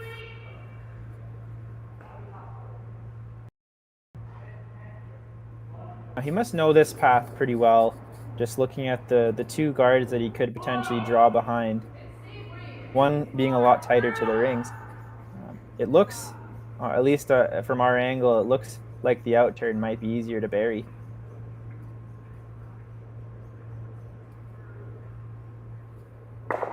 He's electing for the in-turn.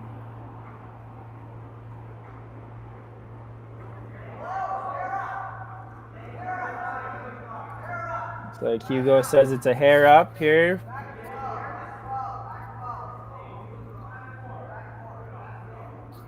Now plan B here, if it is up, they would much rather just sit right on the back of, or right on the top of the back 8 stone than sitting right behind the tee line. And this one, it does stop in time, so still a pretty good result there. Unfortunately, it does open the door again for Team Halushak to make that same draw.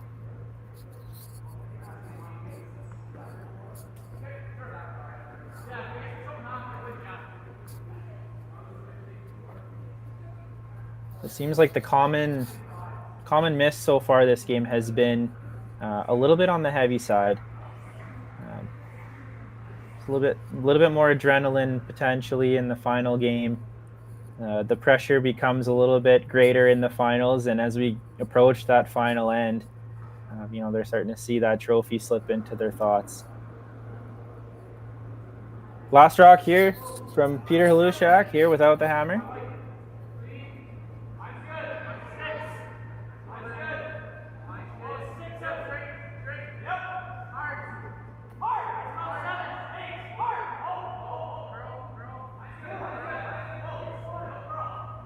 And he had one try at this already.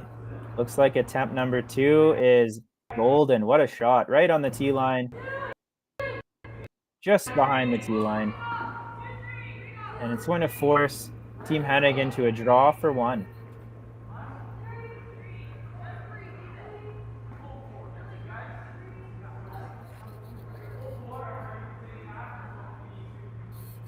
Now, if you were Reg Reinhardt, coach for Team Halushak, before this end, I'd say, hey, what's objective number 1? And objective number 1 obviously would be to force the opposition to 1 point. And it appears that at worst, they've done so. Here we go. Big pressure shot here to tie this game up. Austin will need majority of the forefoot.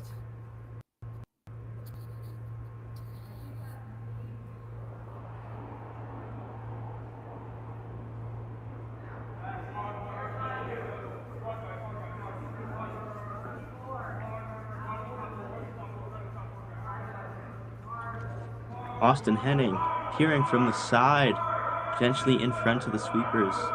The sweepers are digging hard for this stone.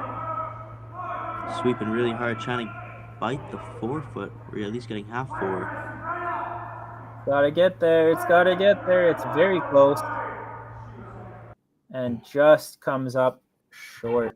It will be a steal of 1 for Team Hlushak. They'll now take a 4-2 lead as we go into the 6th.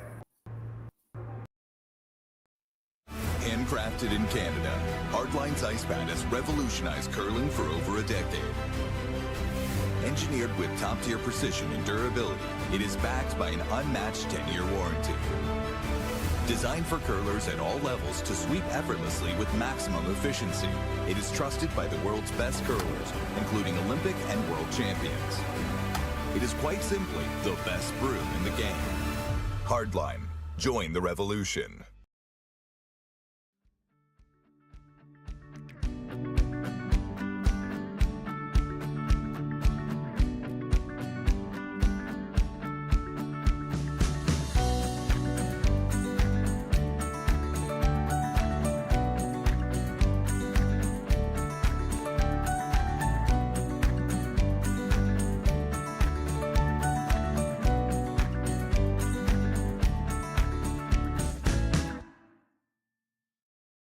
Curling Alberta's 50-50 supports grassroots curling with a jackpot of at least $100,000. I know!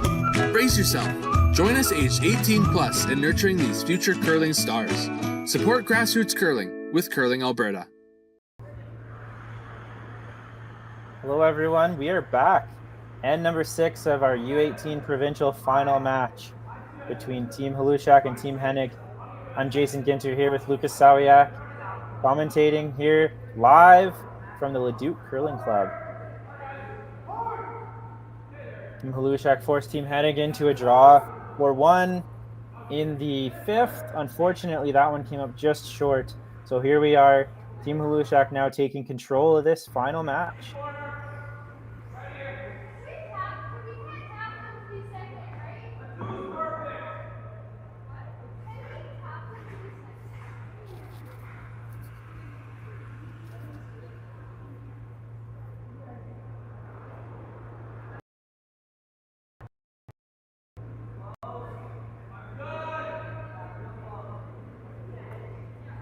So here we are, Team Hennig out of the Saville Center, tossing up the corner guard. I think going into this 6th, then you're going to see a little more urgency to score a multiple now, being down by 2 points, than maybe they've shown thus far.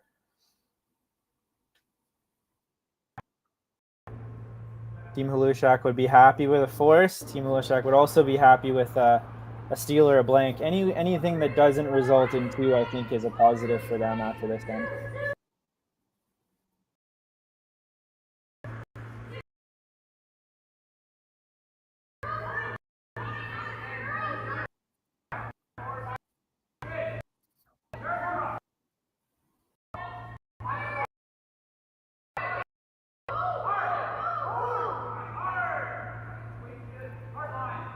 So there we are, 2 rocks into the house for Team Hlushak.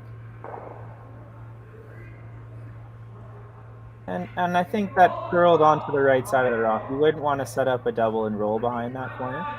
Just curled up to a nice spot.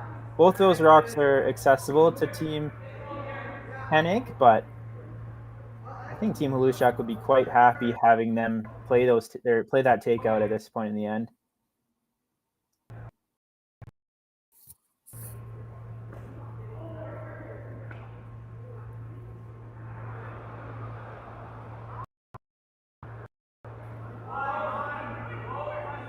Here we are, Hugo Chow. Attempting to hit and roll behind the corner. This one needs some curl. And settling for the hit and stay, just pushes that other rock away from the center line a touch. However, it does choke off that access to that corner guard.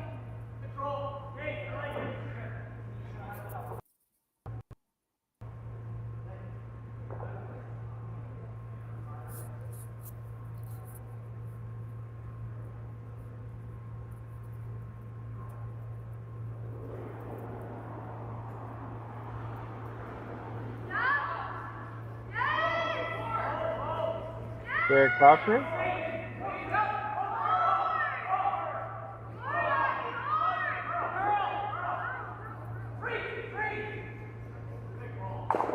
Hits that rock, rolls over towards the center line. Great shot.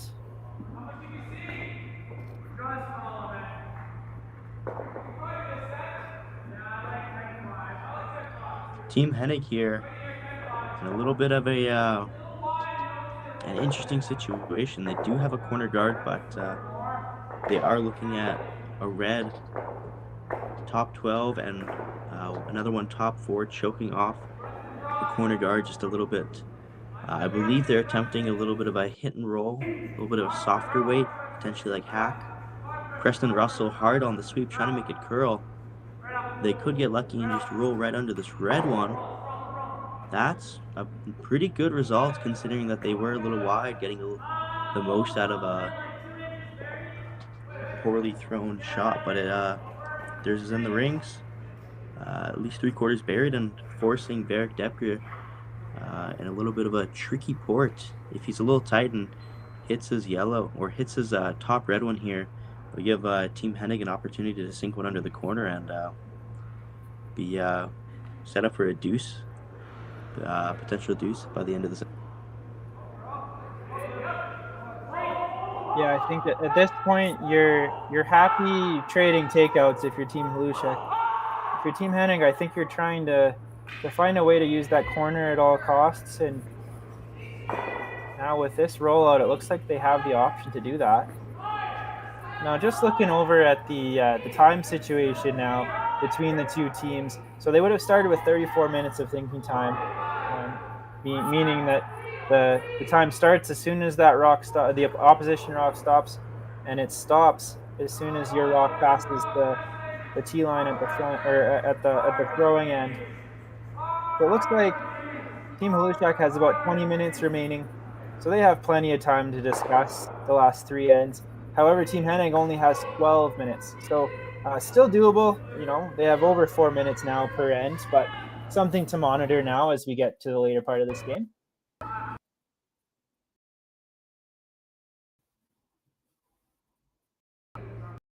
Now looking at it, the decision making may not be too problematic for Team Hlushek. They've elected to just peel this corner guard. A little bit of a head scratcher there from Team Hennig attempting to make that hit and roll on that shot. I think that was the time to make that come around. Once you saw the potential and that draw open, I would have taken a crack at it.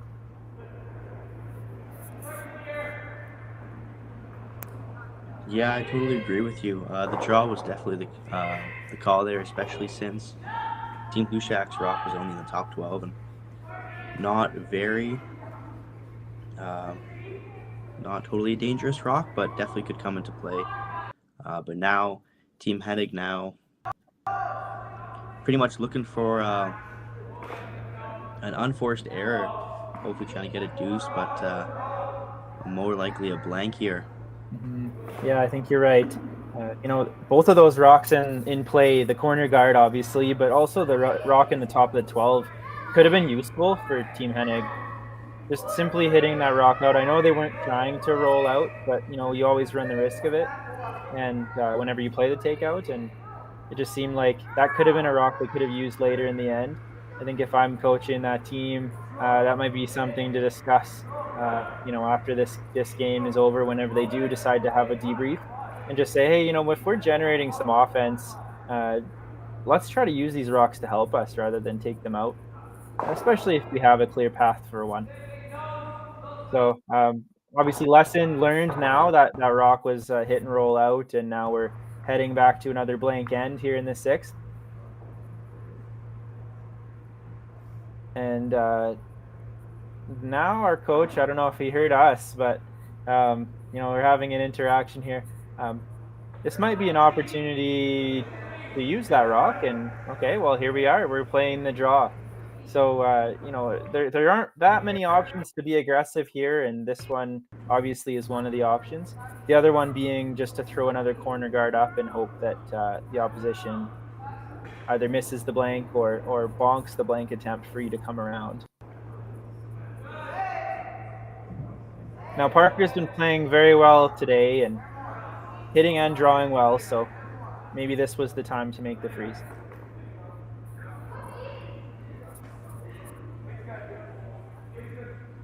Sure, I should say Preston has been playing very well.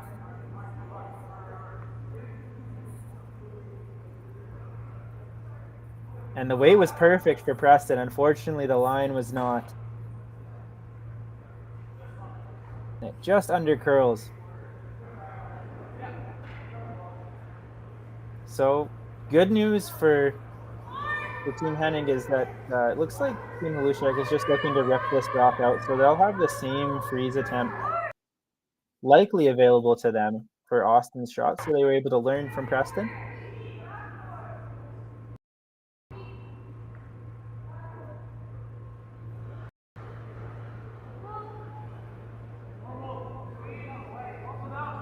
Peter Lushak's first shot of the sixth end. Sweeper's cleaning it now, a little bit off it, but it's looking really good. With that weight, they might have been attempting to stick around, but the peel definitely does the job. Now, you're looking at the sixth end of an 8-end game. If you are forced to 1 here, you're down by 1 without the hammer. Playing the 7th end, you have the option to potentially force them to 1, go down 2 in the last end, or you might have a chance to steal in 7 and try to steal again in 8. Either way, it's not the greatest end result. Now, down by 2, obviously kind of in the same situation either way. So if you look at the odds, either one, there isn't a huge percentage, I guess, win percentage difference between the two. So I think that's why Team Hennig is okay trying to go harder for 2 here, just because there is a bigger difference, like a huge difference between being down 1 without the hammer, being down 2 with the hammer, and then being tied without the hammer. So they're going really hard for their 2 at all costs here, and playing I wouldn't say high risk shot, but playing the riskier shot of the 2 between the open takeout and the freeze, and likely the harder shot between the 2. And again, the weight was perfect. Unfortunately, just under curled that half rock.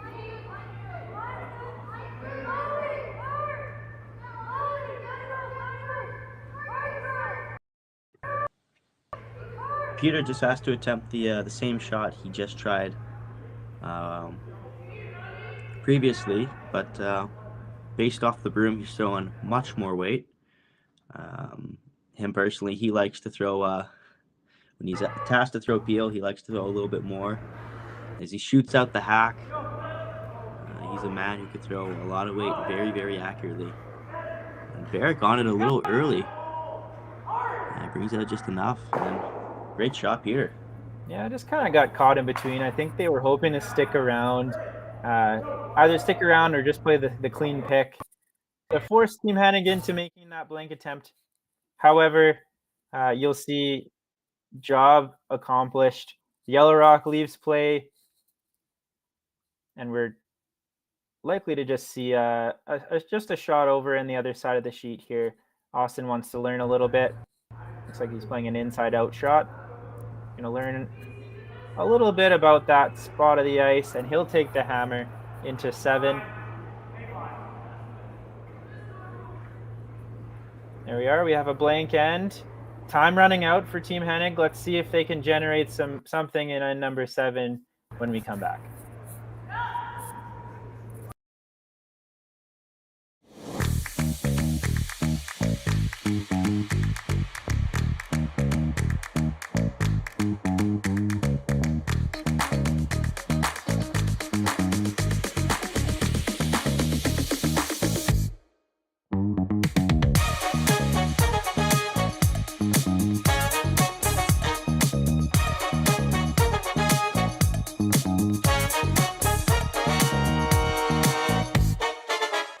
Hey Ben, what's the Aztec Safety online e-learning website again? Yeah, that would be aztecsafety.com. Fire extinguisher and firefighting, we'll send that one to Paul. Now here's a course I should probably take. Conflict resolution. Power line safety. Yeah, I thought it might help me with my line calls. Did you know this Aztec website has over 100 safety courses? Jeez. Aztec Safety online course. Ground disturbance. Could have used that a few seconds ago.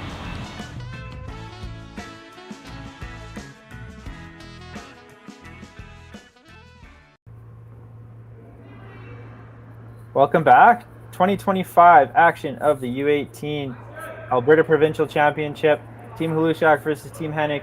Team Hlushak, undefeated record heading into this game, taking on Team Hennig.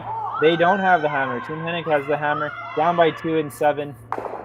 And it looks like Team Hlushak has control of this game thus far. It's been I guess just a matter of executing on the opportunity, I think, so far throughout the game. Both teams have had their chances to either force or score their 2.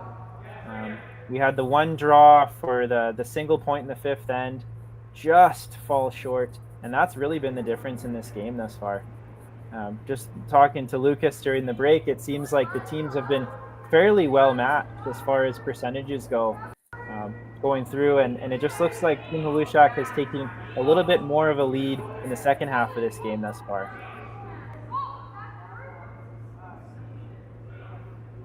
Having said that, we still have 2 ends left. This is anyone's game.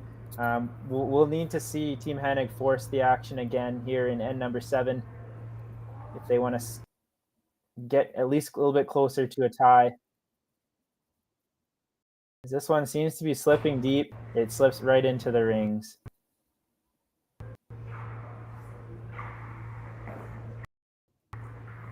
That's the thing with the lead position. You play a lot of the same shots, and you might think that, hey, lead is an easy position. All you have to do is just put the rocks in the same place. It's just that the risk of the miss, or the result of that miss, that consequence, is pretty disastrous. That rock ends up in the house. Now Team Hlushak can just hit it. And now there's one last rock for Team Hennig to use moving forward. Now, if you're Team Hlushak there, Lucas, are you happy with that result, hitting and staying right there? Not really. It's just outside the house, right at the winger. Just down in the corner. Team Hennig can now put a guard right on top of it and use it to their advantage. I would have probably elected to throw a bit heavier weight, be a little aggressive, try to get a little bit roll in, and if you peel it out, that's totally okay. Yeah, I agree. Now it's important they use this red rock one way or another. So let's try to guard it. Make sure that we can use it now as a corner guard. So I'm happy to see that they didn't elect to take that rock out like they did in number 6, and they added another corner guard to the equation. So with this call now, Peter Hlushak is elected to just draw to choke off that corner guard. And however, I like the call. It's a good call. However, it does bring play completely over to the wing. If they did elect to throw a center guard or bring play towards the center by throwing another rock in the top of the house there, you might see Team Hennig just be tempted at least to make that takeout. Obviously, when takeouts are in play, there's the risk of rolling out, and then you might get a chance to peel the guard later. So, yeah, interesting call. We'll see if it works out for Team Hlushak. Just comes up a bit short. So, yes, it does accomplish the task of choking off the corner. However, it is essentially another corner. So, here we are. Game on.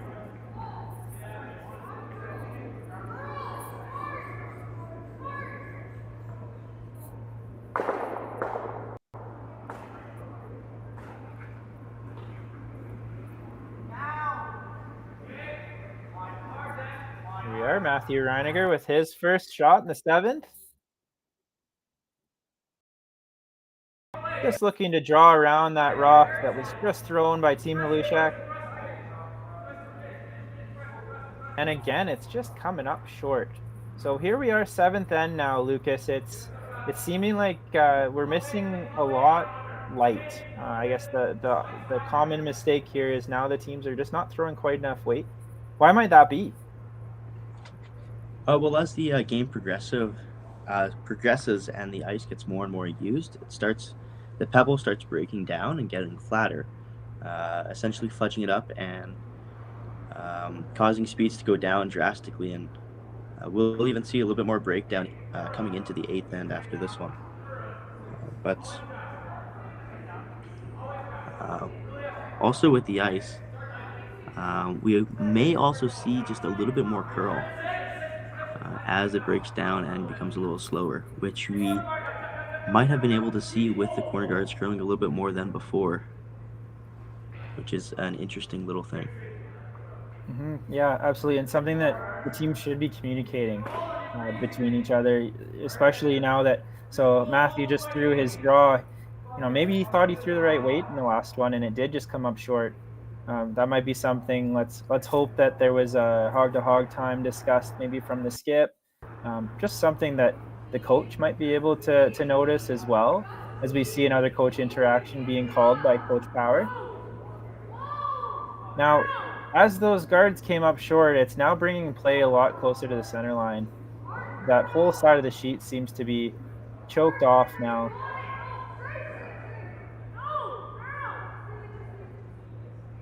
What do you think they're talking about here? What are their options? Well, I believe the best shot to call here would be to freeze on the back red one, or potentially over curl and draw under the rock that Verrick just tossed. I don't see any need peeling the guards or hitting the top 12 one, as guards in play would help you, as you need a deuce here in order to stay alive and have a better chance at winning this game. And I was very surprised that they actually went, or Team Hushak decided to choke off the corner guards. They did a fantastic job doing it, but I thought they would have double peeled the two yellow ones, leaving 3 reds in play. Yes, I think it might almost be too late now to start peeling it. I mean, you have essentially 4 guards now on one side of the sheet. Another rock in the top 12 that, you can come around that one as well. The best guard might just be second shot at this point.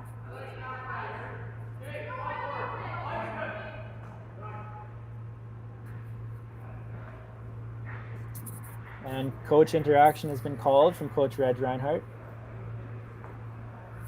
So this is one of those situations now. So as a team without the hammer, you're winning by 2. A blank end is fine. However, I can't see a blank end in the equation now.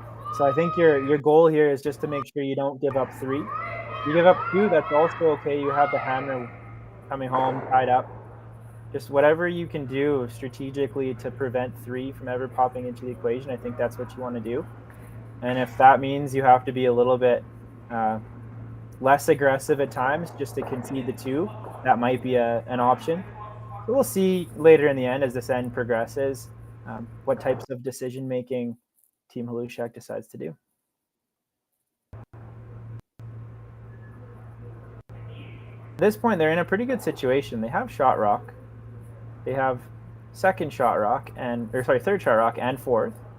And they have a Team Hennig rock that is wide open. So they have the option to play the takeout. However, they run the risk of jamming if they do play the takeout. And if they don't jam, they're going to open up that draw again for Team Hennig. So it looks like the coach has decided, or I guess the team has decided with the input of the coach, to just play that draw around and get second shot. Tuck at least a piece around that rock in the top of the 8 foot.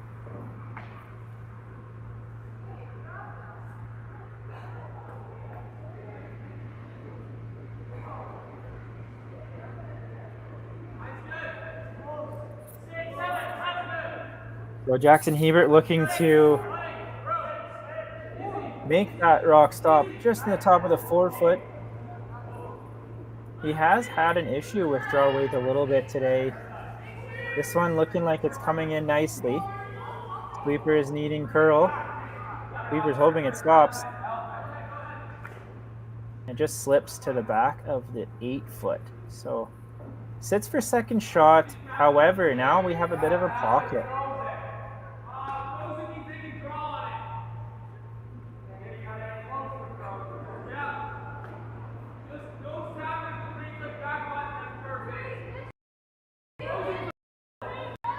You can tell in Austin's voice he's a bit excited at this opportunity. This is something maybe he wasn't expecting when that coach interaction happened, for Jackson to come deep like this. So this might be one of the few opportunities to get one solidly in there. Now, if they play this little tap back, they're going to be sitting. Well, if they make it, they'll be sitting shot rock, and then probably not closer than fourth shot. Important, whatever they do, is they leave their shooter or that rock at the top exposed to be able to be promoted again.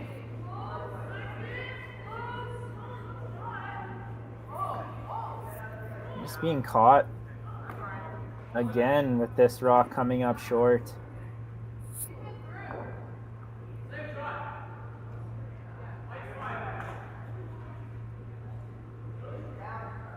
So I'm not sure what happened with that one, because that one overcurled by a rock or two, and it also came up about, 8 to 10 feet light. So it was either a spot in the ice, or maybe that might have grabbed something.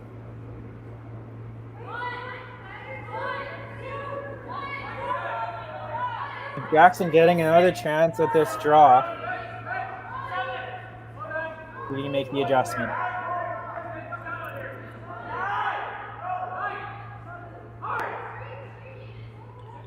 It's looking a little bit wide. Varick on the sweep trying to make it curl. He is able to bring it around and is able to bury it just slightly, but it is still behind the tee line and open for Preston Russell to freeze one right on their shot rock. Yeah, interesting, as Preston's first one that got inside the slide path pretty early, and I think that might have been why it came up short. And Jackson's rocks have been a little on the wide side. They've been ushering them to curl and staying in the good stuff, and those rocks have slid behind the tee. So we'll see if Preston, if he needs to make an adjustment, he likely will. He needs to get by this top 8 stone in order to make this draw.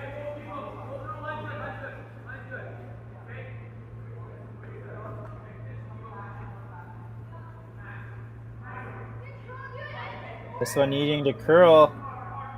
If the weight's good, the line still needs to curl. Oh, what a shot. I think it's still shot rock. Great weight, great result. Good sweep on the curl. At the end, it looks like Team Hennig is sitting shot stone.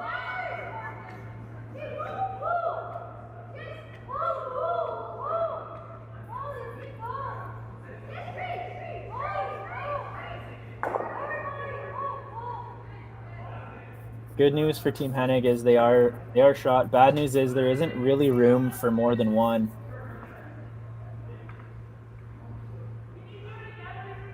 And we have Peter Halushak winding up another big weight takeout attempt.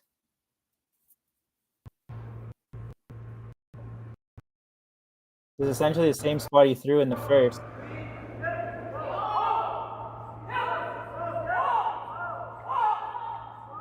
He gets one, and he gets two. Great shot.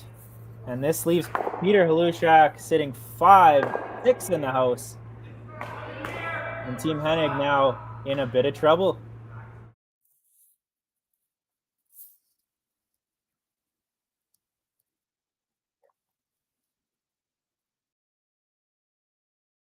This seems to be one of those games where whenever there is trouble brewing for Team Halushak, Peter's able to get them out of it with that big weight.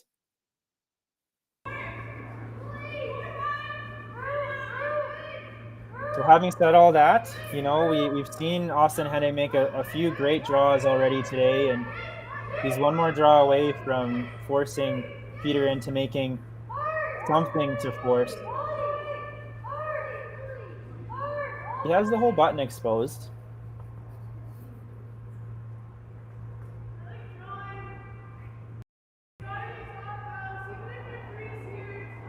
Austin Hennig, first rock and end number 7.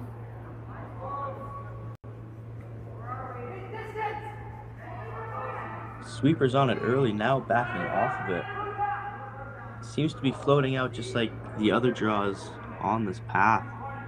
Hugo Chow trying to make it curl. Seems to be way out there, has to curl a mile. Weight was really good, just quite a ways wide.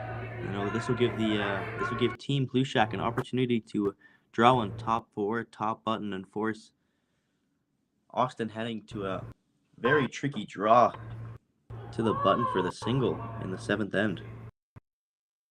Yeah, that was one of those shots that they needed there, and Austin's rock just came up short, or came up a little bit deep.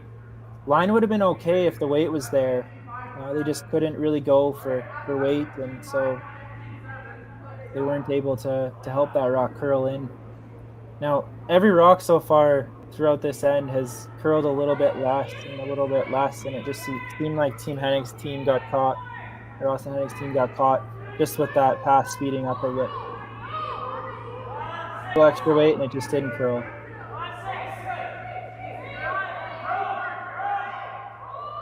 So Peter Halushak's last rock here without the hammer in end number 7. This one also hanging out there.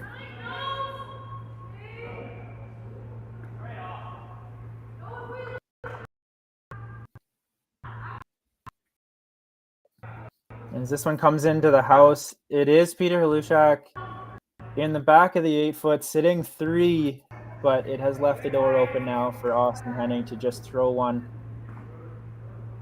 in there to score a single. Pretty big mistake, I'd say, there from Peter Halushak. If he draws that anywhere in the top part of the house, it is looking like a almost automatic steal. We'll see if Austin can reel this one back. Needs a few feet less than he just threw. If I'm Austin here, I'm making sure that the sweepers are on this one. I'm aiming top 8-foot, letting the sweepers drag it to the tee line.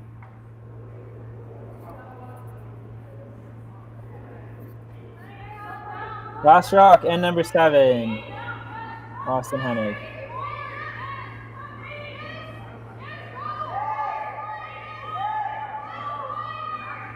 Sweepers are on this a little bit early. Looks down. Line looking a little bit better than his last shot, potentially a little bit tight. Line's perfect. Weight just has to be there. Sweepers gotta get all the way to the button. Great shot. Covers the lid. Austin Hennig gets a single point in end number 7. It'll be 4-3 for Team Halushak going into 8. Team Halushak has the lead and the hammer as we get into our 8th end of action. I don't remember a time when curling wasn't a part of my life. When I wasn't putting in the sweat and hard work to be the best that I can be. Clocking in the time, the effort to practice day in, day out. Curling is more than just a game. It's a family, a community. And when it's time to play, I know I'll be ready. Hardline, supporting hundreds of our next generation athletes.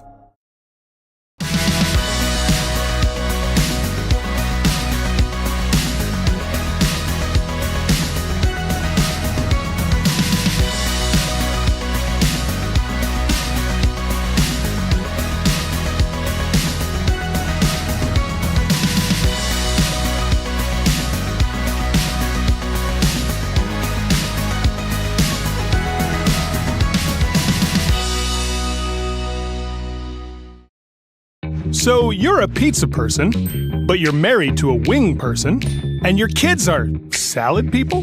You can't pick your fam, but with over 50 menu items to choose from, you can make them all happy. Order today and enjoy Boston pizza at home. Welcome back.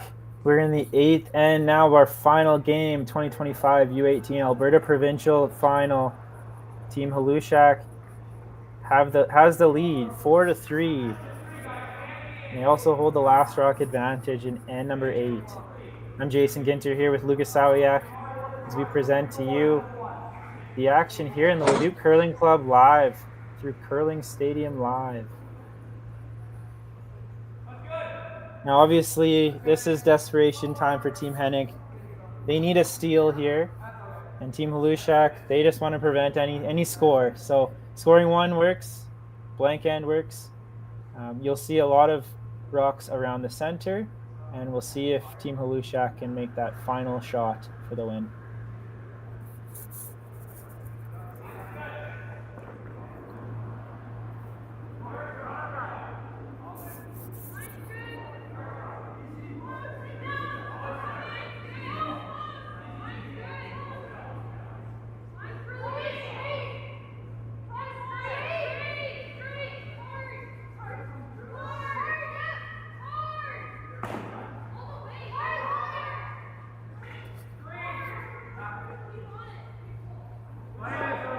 So the first guard goes up.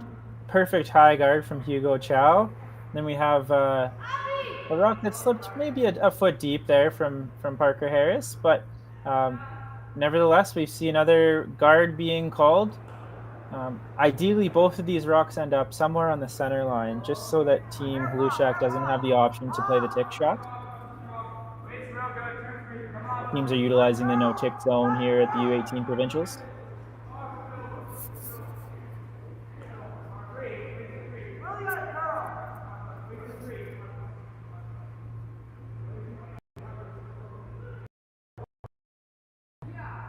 So that rock, unfortunately, doesn't touch the center. So it gives Team Halushak at least an option to tick it.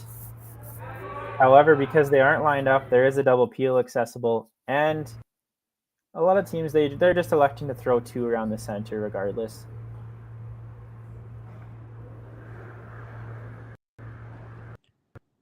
Going into this last end,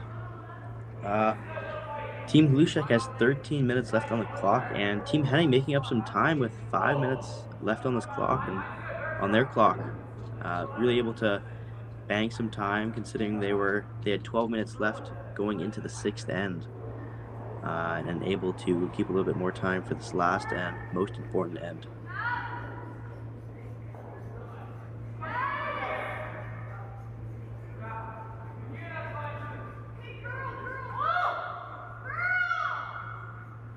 Just giving a bit of an update on the women's game as well. Team Yurko versus Team Desormo. Team Yurko was winning 5-2, and Team Desormo did have a chance for 4 in the sixth end. However, just missed the come around hit. Yurko stole one, so Yurko is now leading 6-2.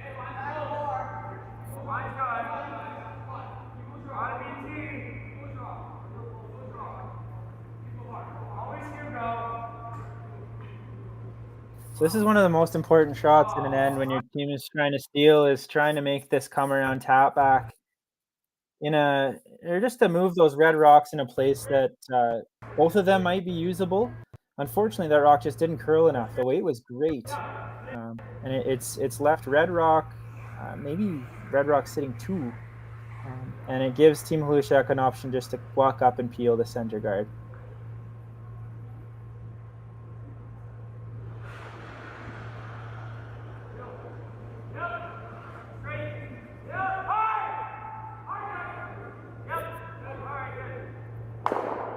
And makes no mistake with the peel. So pretty good result there from Matthew Reniger, just trying to get that rock as close as they can to the button, making it difficult to remove. It is frozen to that red rock on the tee line. However, it is going to be both of those red rocks will have to be moved again in order for the yellow team, for Team Hennig to score. You'll see this back and forth effort of guarding and peeling until we get later in the end now.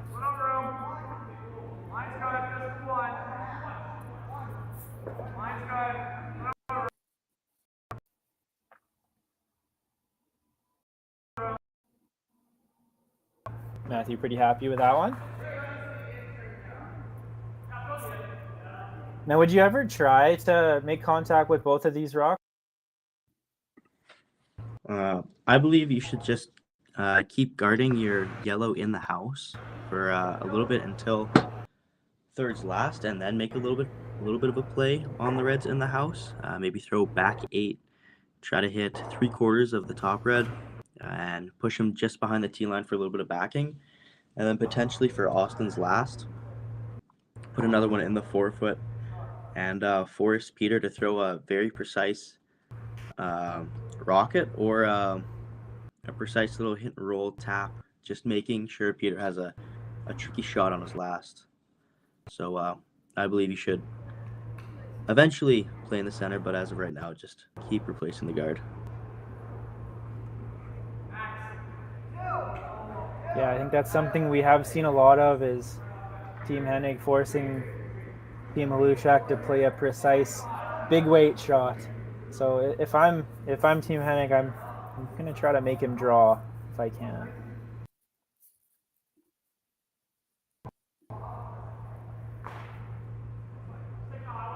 So things just got a little more interesting over on our left. The women's game, Team DeSormo just took 3 points. So Team Yurko will be up 1 with hammer. Exact same scenario as our game in the last one.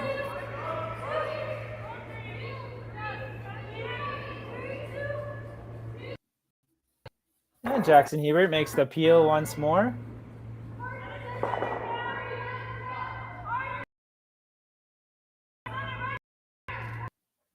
Yeah, this is a game of cat and mouse. If you come into the house with this one, it does give you a couple of shots to rearrange, but it does give the opposition a chance to blow up the stuff in the house and open up that scoring area for Peter's last.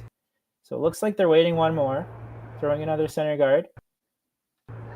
At some point, though, you might think, well, hey, if Peter Halushak can just throw a guard on his own rock, then maybe Team Hennig doesn't have a chance to get into the house and sit shot rock. So we can't wait too long.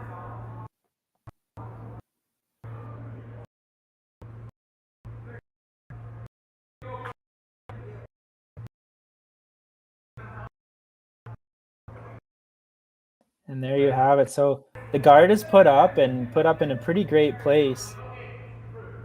Makes Peter at least think about, hey, if we just freeze another one in here, we might not even have to throw our last one. So looks like that's the call.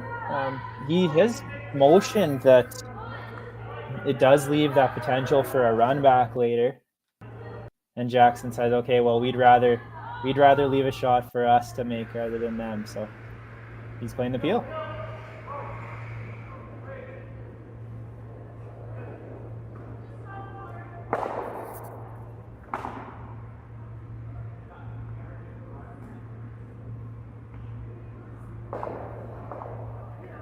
Always interesting to try to listen into the conversation here. So big team discussion. They have lots of time now on the clock. They have over 3 minutes left remaining on the clock, Team Hennig. What are their options here, Lucas? Well, obviously you could just replace the guard, but I don't think that's the right choice at this moment. I believe mentioned earlier, you just throw probably back 8, hit 3/4 of that top 8 red one, and which will push a red to the back 4 and potentially the other one to the side, leaving both of your yellows in the house, and no chance for a double, even though you're going to throw a high amount of weight. One of them should jam, and you'd also leave that tight center yellow guard there, which Austin could always just wrap one around if Peter decides to just blow everything up.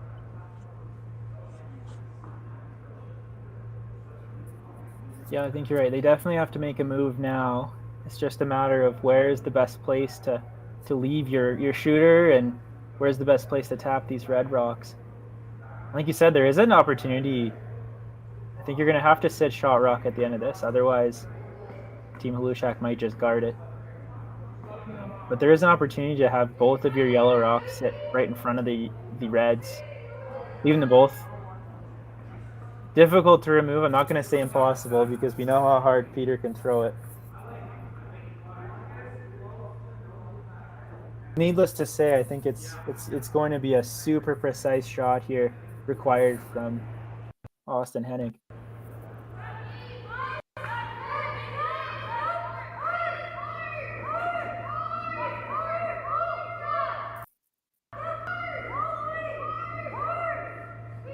So this is now it's approaching the slide path. So it's a bit of a question mark as to how much weight Austin's going to have to throw here.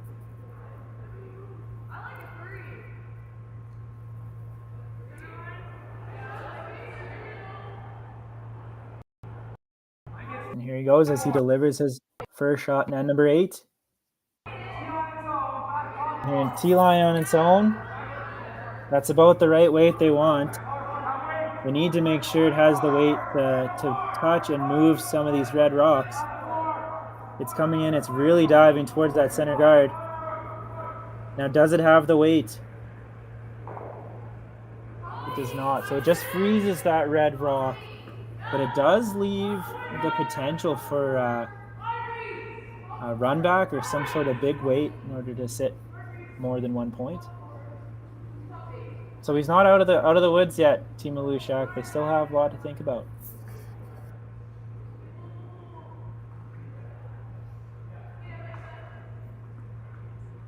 Peter lining up a shot for him to throw massive weight, trying to skinny the top yellow one, trying to punch it over and clipping the back yellow one, potentially doubling them both out, leaving their red one shot buried on the tee line. A very, very precise shot, but again, Peter, very precise with these heavyweight shots. And if he's a little bit wide, he could straight up kill the side yellow one that is fully open and sit there shot with the same one on the tee line. It does appear to be a little bit wide, but might curl in just enough. Not quite, but still a pretty good shot. But it will allow Team Hennig to throw a nose double to get shot 2 in a very, very tricky spot that Peter will have to throw into. Yeah, very interesting. He did make the shot and almost got a piece of that yellow to remove both of them. But since he didn't, he's left that double as an option. If Team Hennig just makes a hit and roll, over to the edge, now it's going to force Team Halushak into a draw. I think the one place he really doesn't want to end up here is right on the nose, because it will just allow Peter to run up the sheet and slash double those two out. And I think you really want to make Peter draw if you can. He's just had such a successful day throwing the big weight.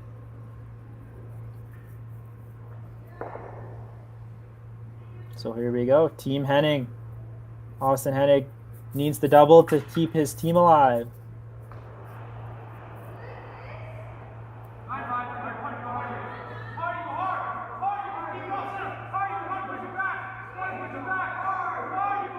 Got to get by the guard first. Gets by the guard and misses the back red. So that'll be it. Team Halushak scores their single point in the 8th end, and they will take the U18 Provincial Championship. Congratulations, Team Halushak, on a very successful, undefeated Provincial Championship. That's Peter Halushak, Jackson Hebert, Eric Dutker, Parker Harris, Nate Burton, and Reg Reinhardt are U18 Men's Provincial Champions in 2025. Congratulations to their team. Congratulations as well to our runner-ups, Team Hennig. Fantastic performance throughout the day today and throughout this week, as you see the elation on the faces of Team Halushak. They didn't lose. What a great performance throughout. Well, Lucas, what were the keys to victory for this team? Well, obviously started off just a little bit slow, playing 60% in the first half compared to 69% Team Hennig, but they really picked it up in the second half, curling 72%, really picking it up by 12%. And they were just able to raise their execution level and make most out of every single shot with limited zeros on the board. Only one in that second half.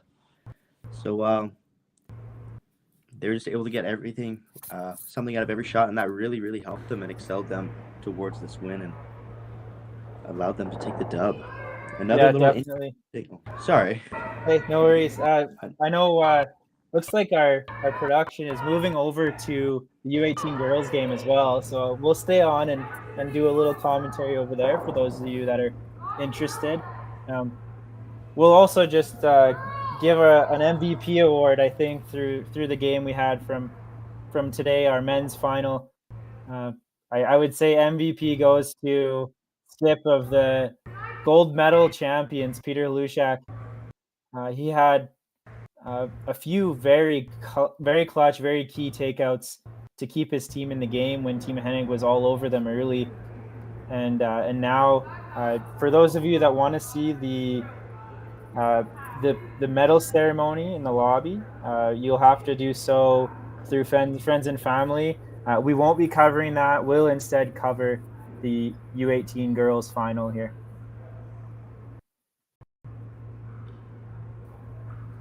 So it looks like Team DeSormo down one without the hammer there. Looks like they're throwing the Yellowstones. And I'm counting yellow rocks. It looks like Abby DeSormo was throwing her first in the 8th end.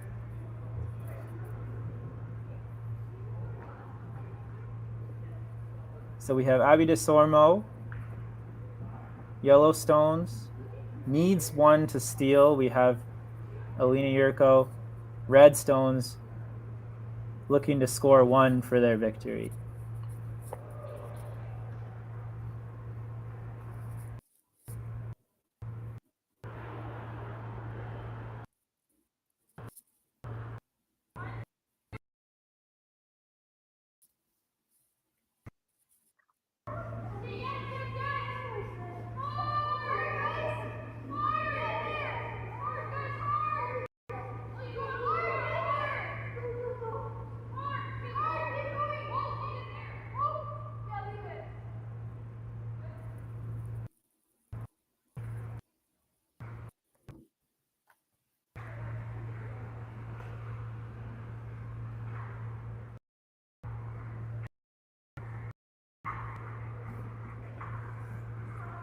So for those of you that want to watch the rest of this game, let's actually usher you over to their stream on YouTube. We don't want to take the commentary credit away from the game going on the other stream. So we're gonna send you over to that stream after this shot concludes. So you will see that game on YouTube, Curling Stadium or Curling Alberta. Just search U18 Women's Alberta Provincial Final. You should find it. Handcrafted in Canada, Hardline's ice pad has revolutionized curling for over a decade. Engineered with top-tier precision and durability, it is backed by an unmatched 10-year warranty. Designed for curlers at all levels to sweep effortlessly with maximum efficiency, it is trusted by the world's best curlers, including Olympic and world champions. It is quite simply the best broom in the game. Hardline. Join the revolution. Curling Alberta's 50/50 supports grassroots curling with a jackpot of at least $100,000. I know! Brace yourself. Join us aged 18 plus in nurturing these future curling stars. Support grassroots curling with Curling Alberta. So you're a pizza person, but you're married to a wing person, and your kids are salad people? You can't pick your fam, but with over 50 menu items to choose from, you can make them all happy. Order today and enjoy Boston pizza at home.